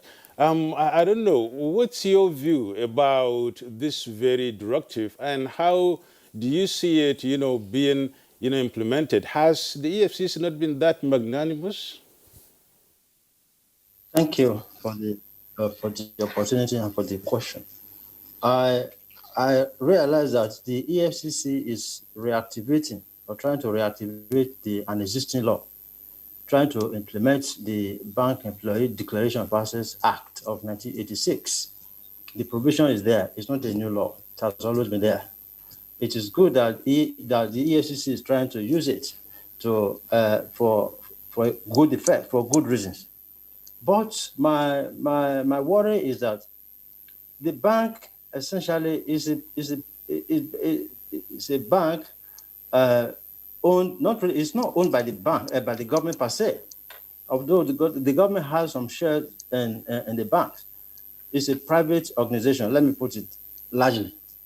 But despite that, we have we are talking of combating corruption and money laundering, trying to make the banks or the bankers to declare their assets. But we have existing laws on public officials declaring their assets. And most importantly, the provision that thrills me is the provision on unjust enrichment or unjust or illicit enrichment. Section 7 of the Bankers Act, of the Act of 1986 stipulates that, and even Article 20 of the United Nations Convention Against Corruption is explicit on the provision for illicit enrichment. Even the existing law on the EFCC Act, Section 7 of the EFCC Act, empowers the EFCC to investigate persons whose lifestyle do not commensurate with their means of income. Now, my query is this: why single out bankers? Has the EFCC exhausted itself in focusing on the public sector corruption? Statistics have it that if you are looking for those who plunder the assets of the country the most, they are the public officials, politically exposed persons. The Code of Conduct Bureau is there. The act setting it up has made provisions for asset declaration. How many per year? How many persons have been prosecuted or investigated? How many public officials have been brought to book on account of false declaration? I just believe that focusing on the bank ordinarily is okay, but I'm looking at the parity. Is it equitable for you to now focus on the banks to the exclusion of other sectors? I just feel that the EFCC is looking for soft targets. The bankers, they are employees of their various banks. They just have to feel it, otherwise they will lose their jobs. But how about the politically exposed persons, those in the political public sector, who are plundering the assets of this country every now and then? And this brings me to the issue of politicization of the enforcement of the anti-corruption, politicization of the corruption war. Because you find out that the EFCC, I'm sorry to say, the EFCC has become, it's not fair, it's not even-handed anymore. Petitions will be written to the EFCC that so persons supported with facts and evidence that they have done this, they have done that. The EFCC will just sweep it under the carpet, simply because the persons involved are in the right party, or they are in the good government, in the good records of the government. But if they are so-called enemies of the government, they swoop on that person and on the assets. And EFCC has not used these provisions. Article 20 of the UNCAC 2003 is a convention, and the EFCC Section 7 of the EFCC Act, empowering the EFCC to investigate persons who have assets that are over and above what they legitimately earn. They have not used it against public officials. EFCC is a public body. First of all, you have to look at your scale of preference. You know the assets that we lose every day. Nigeria loses every day to NDAs. The EFCC has not focused, it may not even have the manpower to focus on these areas, first and foremost. Even the banks, on the other hand, they even self-regulate. They self-regulate, at least to some extent, or to a large extent. Why is the EFCC living, for me, I believe it's deviating from its core areas of concern to Nigerians and going to the bankers, soft targets? So that is my concern, sir. Well, Dr. Simon Igbenedion, thank you very much for your position. I was just wondering, before you came on, Tanimu did mention the fact that we have a plethora of instances where some persons in the financial services sector, including bankers, are known to be accessories to the looting that you just referenced. The EFCC chairman himself also did say that at the end of the value chain of corruption, that's to say money laundering or otherwise, you find a financial intermediary. And some of these financial intermediaries are said to be bankers. You say they are a soft target. Now, assuming you have gun crimes all over the place, and you want to go after the gun runners who are supplying the armories to the criminal elements that are firing the guns, would that be a bad idea? And in any event, if a person is deemed to be an accessory, and in this case, nobody is being deemed to be an accessory, if it is the evaluation that these persons might assist ultimately in the fight against corruption that is, according to you, prevalent amongst politically exposed persons, why not also go after these perhaps low-hanging fruits? Well, yes, the banks, they are financial intermediaries. They are there to work for their clients or to assist their clients in whatever they want to do. But if they are just intermediaries, they can be accessories. That the banker is acting as such does not mean that whatever money, if he assists a politically exposed person, it may not be the case that the assets, whatever he has gained there, may be found in his personal account. It is possible that in the line of duty, in doing that which he ought to do, he may not be benefited personally from the transaction. What my take is that you get the principal actor. The principal actor involved in corruption, ground corruption, or money laundering is the politically exposed person, the public official who has access to public assets. Then it is he that brings the money to the bank. And the bank is to do its job. And of course, mind you, the Money Laundering Act was set up to empower or obligate the banks to do the needful, to carry out necessary due diligence. In their line of duty, they do that. But in the course of doing that, if you find them to have personally benefited, fine, that is just by the way. But the main culprit is there. So many are there around. You have done nothing against them. So why are you looking at the intermediary? Without the initial plunder, without the resources taken out from the MDAs, the bank will have no money to handle. So why not tackle the problem headlong first before moving swooping on the banks? That is my statement. Well, thank you so much, Dr. Simeon. We thank you for that insight. And let's now go over to Kaduna and then meet Mohammed Sani Bello.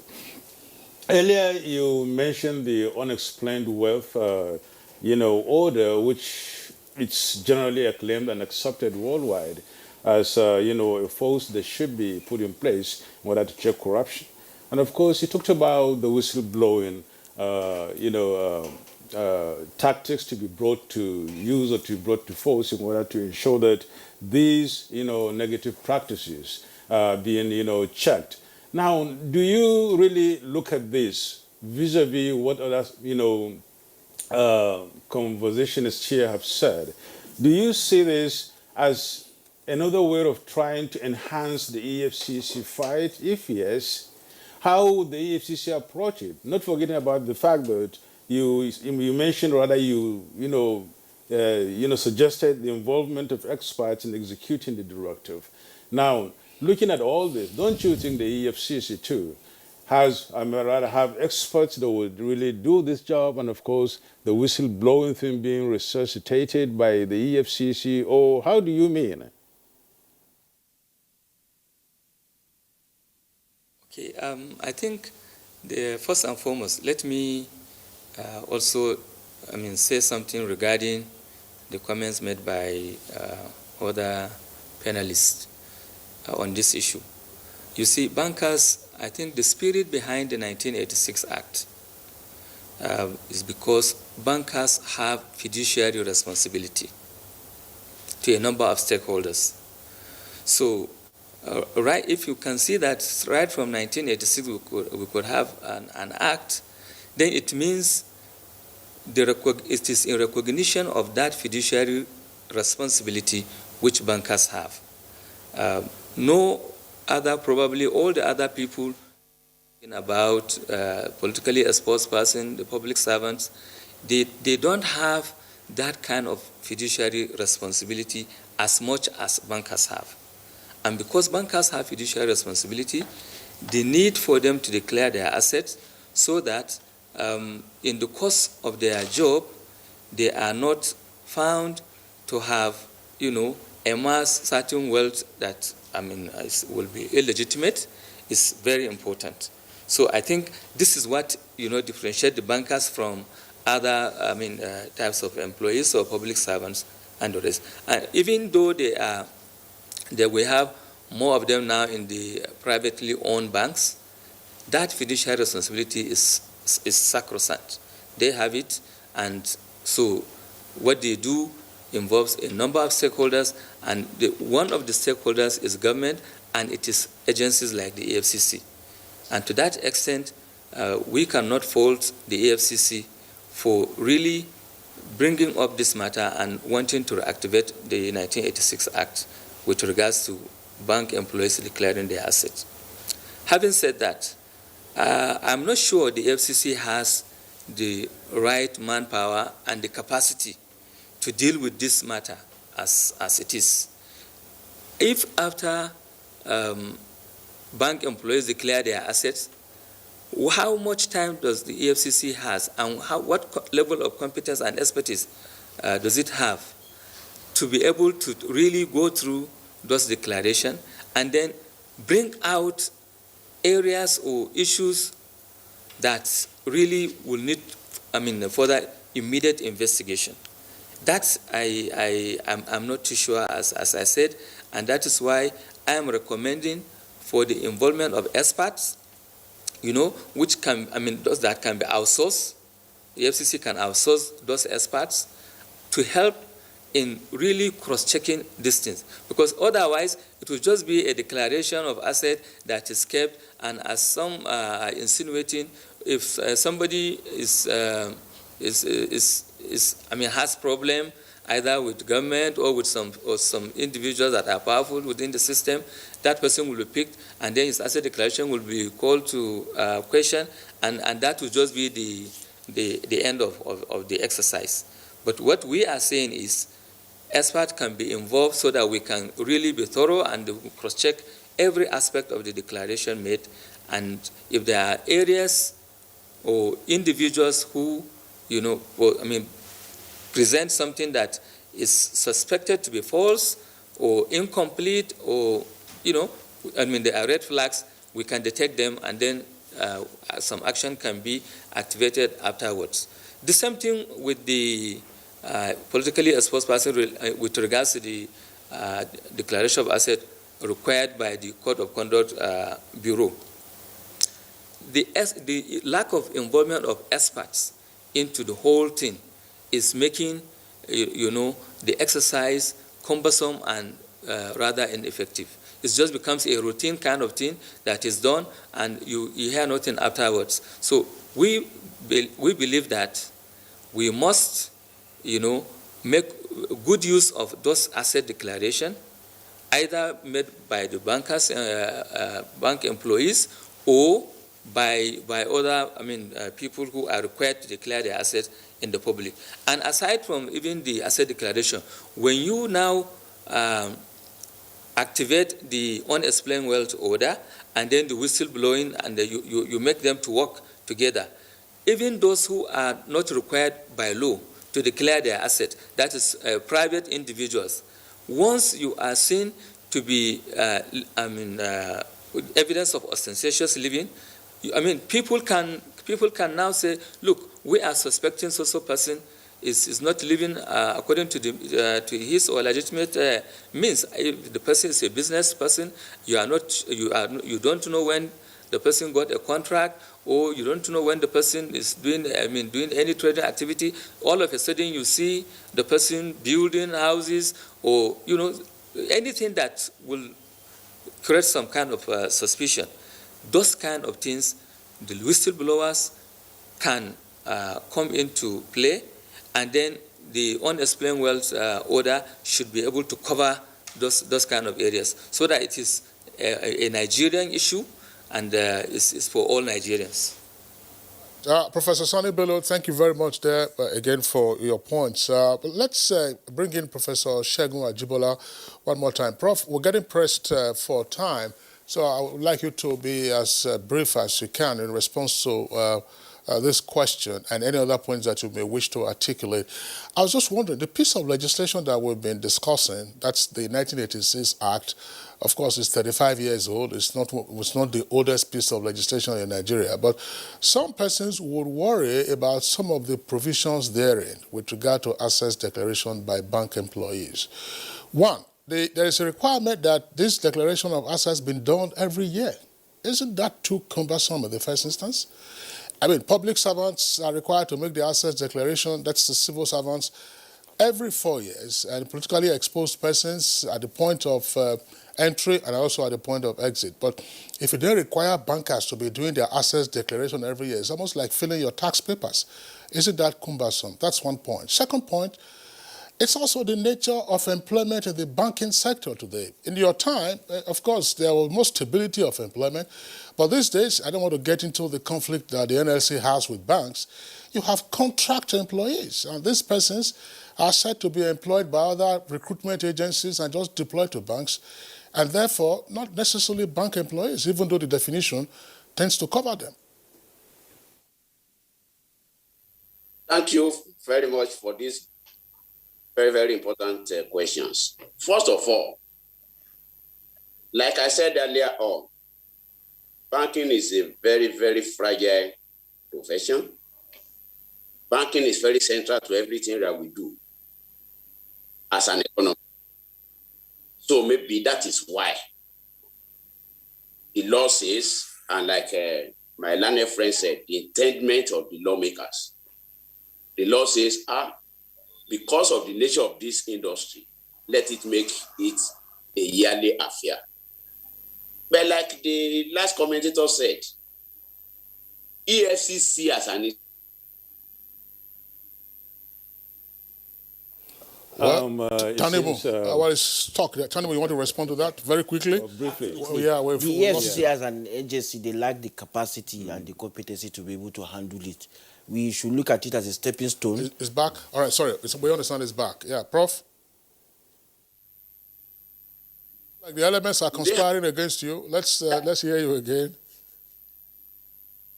Do they have the resources to even carry out this? That's number one. Number two, Mr. Moderator, who is a banker? Or if the law says a banker, who is a banker? I expect the law to step back a bit and clarify the issue of who is a banker. Because somebody is just from school, is a supervisor, is an officer one or whatever. What power does he have, he or she? To what extent can he or she influence transactions? So there is need for even to draw the line. Is it from a manager, from senior manager, or from whatever level? Then the third issue is in the industry today, we are still fighting the issue of contract staff. So a contract staff in a bank that has spent a number of years, is he a banker? Even the law specifies who is a banker.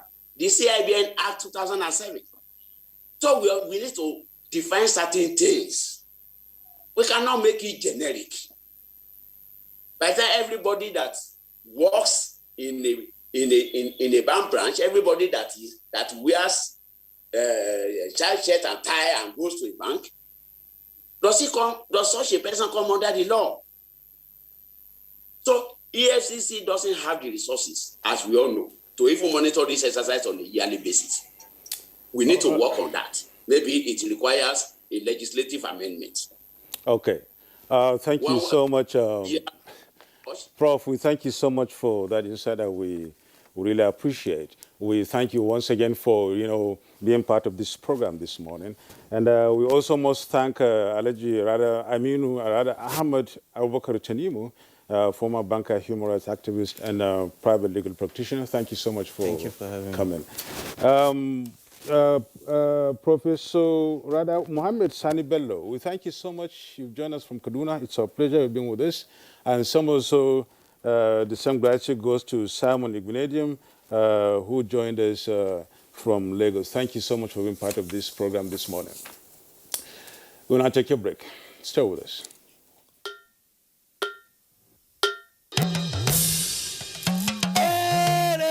I bring you wonderful news. The village headmaster is coming back to your screen. Mo wire abi mi o wire. Teacher ló mọ̀, a fẹ́ lọ wá nǹkan jẹ. Teacher ló mọ̀, a fẹ́ lọ wá nǹkan jẹ. Ọmọ onírẹsì ti dé. Ajebo na better school for last gidi. Not be all this on a rugged school for Ijabi. I don't know for you. Second, it's called Oja Village. Kadesi, we no happy at all. And I know that even you too, you are getting a lot of orders too. Hey, we are trying, shao. Sweep her leg out. She was standing there. Sweep it. I love you so much. And how did I give you the impression that I was interested in that position? 50-year anniversary. You mean anniversary? I mean, na the way I talk with that now. Lakunle no form me o. You wan make I die ni? No form me because of Pami o. Ọmọ onírẹsì ti dé.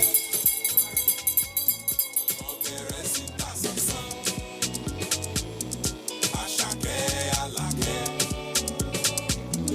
Ọmọ onírẹsì ti dé. Tíṣà jọ̀wọ́, a fẹ́ lọ wá nǹkan jẹ. Ọgbà sọ, ẹni tó gbọ́ ẹni tó gbọ́ àti ṣe bí ayé ṣàrí. Ọyọ́ ṣe bí ìdàgbà nínú ọ̀nà. Àbídàbò náà, ayé lọ rí nǹkan. Ọgbà sọ, you know I'm on fire. No be peace, talk ọgbà sọ. You know ẹni tó dúró àná òkú ẹ̀bọ̀rà abọ́láṣẹ́.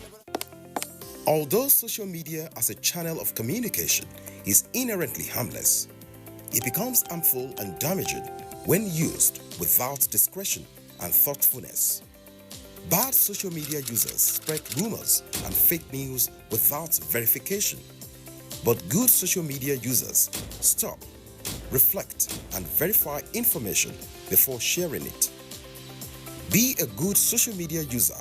Stop the spread of fake news. Verify the authenticity of your source and use social media responsibly for a better Nigeria. This message is brought to you by the Nigerian Television Authority, NTA, in collaboration with the National Orientation Agency.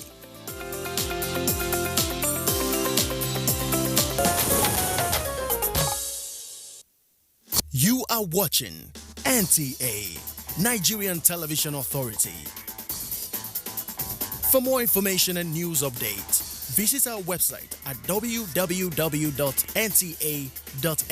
or you can follow us on Twitter at NTA News Now, or you can like us on Facebook at NTA Network News. Stay connected on our YouTube channel at www.youtube.com/NTA News Online.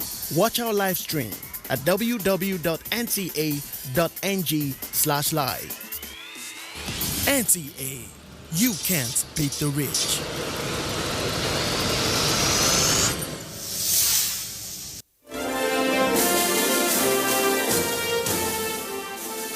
Advertising your goods and services on the right channel gives you an edge over your competitors. NTA News 24 has all the platforms for your target audience. The station is on DSTV channel 419, GoTV channel 46, StarTimes channel 101, and Free TV channel 703. With our digital format and wide range, we can reach your customers in next to no time. We are eager to promote your business, goods, and services. So, partner with us for a very rewarding business experience. For more information, please call Henry on 0803-379-0884 or visit our office at NTA Headquarters, Area 11, Garki, Abuja. NTA News 24. News and more news. You're watching Good Morning Nigeria live on the network service of the Nigerian Television Authority. We just dealt with our first topic, which is on assets declaration by bank employees. And now we are coming to, again, another issue related to the financial services sector, which is the launch of the Nigeria Quick Response Payment System. This is said to be a homegrown device or a homegrown approach to payment systems. And we have a guest who is joining us from our Lagos Network Center. But kindly let us know who you are and what your role has been in the launch of what has been described as a revolutionary homegrown quick response payment system. Okay, good morning and thank you very much, Mr. Moderator. My name is Bolanle Enigboko. I am from the Nigerian Interbank Settlement System, NIPS PLC. This morning, we'll be talking about the launch of the NQR solution, to the nation. The NQR solution really is a very reliable, fast and secure QR code system of payment. A QR code typically looks like something that you can see on my screen now. It's just typically a very safe and effective way of making payment, riding on a contactless technology. This is being pioneered by NIPS PLC in conjunction with the financial industry, to the entire nation. Thank you. Tell us some more about this. It's unique. This is not the first payment platforms that we are having. So what is unique about this?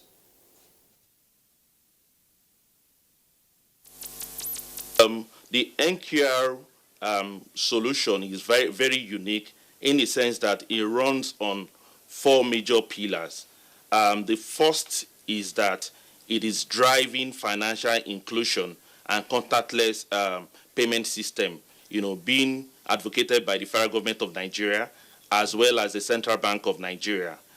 It is also very unique in the sense that it is safe. Remember that with the global pandemic that has ravaged a lot of countries in the world, people are now preaching safe and secure ways of transacting. So the NQR itself is very safe because it's just the ability to scan and pay without touching anything is contactless. And thirdly, it is also a means of providing very cheap way of delivering service to businesses and, of course, to individuals as well, because the cost of service is very low, is very affordable. And again, just to mention that all over the world, QR payment is becoming the real thing. A lot of countries in the world like China, Bangladesh, Singapore, and very recently in Ghana have also launched this QR code. So Nigeria is not an exception. With all the progress that we made in financial technology, we also think that this additional payment channel will help to augment the existing digital offerings that we have in the country today. Mr. Bolanle, you are the head enterprise support services of Nigerian interbank settlement system. And you've been in the market, in the Nigerian economy, part of the Nigerian, the financial system in this country. May we know why you decided to come up with this? Are you saying that the payment systems in this country have not been sufficient, have not been up to date, have not been serving Nigerians properly? Why this NQR? Actually, the payment systems in Nigeria today have actually been very helpful. Remember that over the years, there have been evolution of several kinds of payment, and we've had payments from the banking on movement to ATMs to POS. We've also had instant payment already, being done in the country today. And now what we are just offering is an additional, means of making transactions. Like I said, it is to support the financial inclusion drive of the federal government, also being championed by the Central Bank of Nigeria today. It is helping to promote digital access, by customers to all these financial offerings. So it is never too much in a country where you have over 206 million Nigerians. You just have to keep up by coming up with very safe and secure ways of doing, businesses. And like I said, the advent of the COVID pandemic has also made this innovation to be very possible, in the sense that we have to think through of very safe and secure ways of doing, transactions without having to touch anything. So riding on this contactless technology, the NKR solution comes very formidable, and it comes very handy to business owners, in along the fact that it's very cheap and as well very affordable. Okay. Thank you very much, Bolanle Onubokon. Now there's a second guest, of course, who is seated with you there in our Lagos Network Center. This is Mrs. Akwaugo Silva Ezeboke, I believe. She's head Institute Team 1 Nigeria Interbank Settlement System. We saw her a moment ago on the screen. If you can hear me, Mrs. Silva Ezeboke, just give us your own insight into this NQR and what it tends to achieve as part of the evolution of Nigeria's financial technology applications. Very much, Mr. Moderator. NQR has just come at the right time, because given the pandemic and the need to ensure that we continue to do business and we continue to operate in the economy while keeping safe, it's just at the right time for us to have a service that allows us perform payments without touching shared surfaces. So with NQR, all that is required is just to access your bank's mobile application, scan the QR code, and complete your transaction within your own mobile application on your own device without having to touch something that another person has touched. And as you rightly pointed out, yes, there's been payment services in the country, but it's a big country with a lot of consumers, and the consumers are not yet fully served. So it's a solution that we also brought into the market to get more people into the financial services space, to serve more people and generally improve the lives of Nigerians by economic participation. How just for the benefit of some of our viewers, if not most of our viewers, just walk us through how this NQRO system is intended to operate. I mean, people are familiar now with their ATM cards, they are familiar with the POS, they are familiar with the ATM machines, even though sometimes you go there, there's no money. Sometimes you go there, you get less than what you wanted to get at. So how does this intend to work with the NQRO system that you just are describing for us now? The very first step is that a merchant or anybody who needs to receive payment is given a QR code by their bank. And the banks can do this by printing out the QR code or even on the same applications or channels that your bank has given you. It can also be presented over the web. So the first thing is that a bank or any other CBN licensed financial institution gives the person who needs to receive payments frequently a QR solution. Thereafter, all that is required is that any payer can access their bank. And this, when I say bank, I mean commercial banks, I mean microfinance banks, I mean every institution that has been licensed by the Central Bank of Nigeria to provide financial services in that regard. So you access the normal applications that your bank has given you. You come in using the security that has been put in place by your bank. You scan the code and you pay. So 3 quick steps: access the application that you have to pay, scan the code, enter your security details, and you pay. So that's the way it works. Very simple, very intuitive. Mr. Bolale Oni Bokun, Head Enterprise Support Services, Nigerian Interbank Settlement System. She just said 3 quick steps.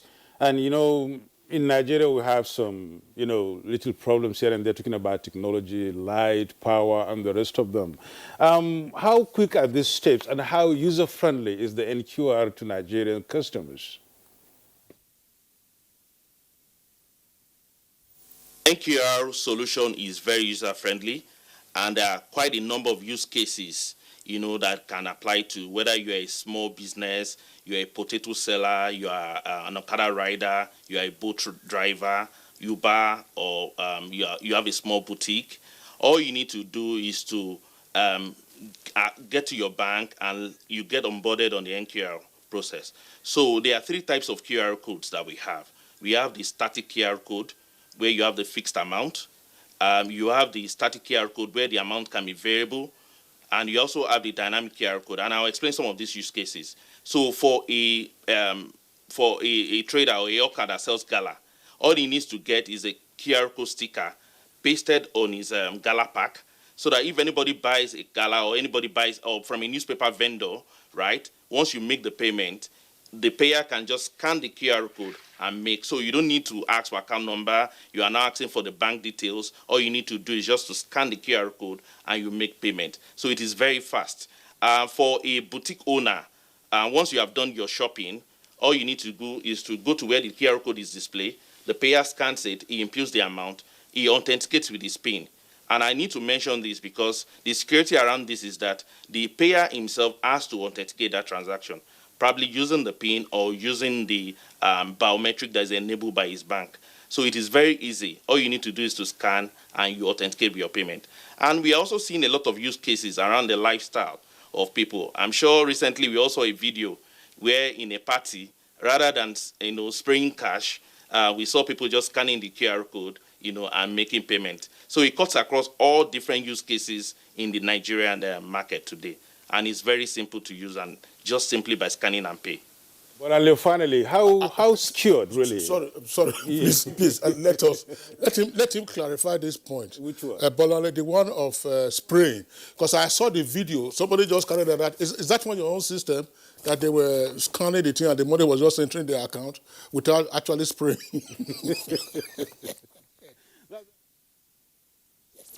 QR code, and it's just typical of what we are describing this morning, the NQR.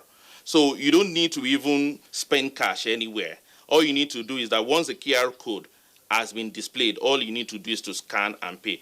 And like I said, the NQR code already has the account information masked into that barcode-like structure that you're looking at. So you don't need to ask for account number. You don't need to ask for the bank details. All you need to do is to scan the QR code and you pay the amount. And the merchant or the receiver receives instant value. Another thing I must mention is that on the NQR platform, the merchant or the individual or the business owner receives instant value, unlike some of the other payment systems that you have around, where they have to wait for 1 or 2 days to receive their value. On the NQR solution, the value to the merchant is instant. Well, those things, I mean, there are other implications. I'm sure that those ones, they will deal with them going forward because there have also been instances of, let's say, pre-existing measures, POS, instances of failure, POS, persons have also been attacked, and so on and so forth. But it's the efficacy that is critical. And so on that note, we'd like to thank Bolale Onibokon, as well as Mrs. Akwago Silva Ezemoke, for explaining to our viewers the new NQR that is just on the market. I'm sure it will take a while. We all get used to it. Nadabo? Yeah, sure. Yeah. At least you're welcome to the market and we wish you all the best. That's right. That was Good Morning Nigeria for you today. We thank you so much for watching. Join us tomorrow. Good night. I'm Kingsley Osadolo.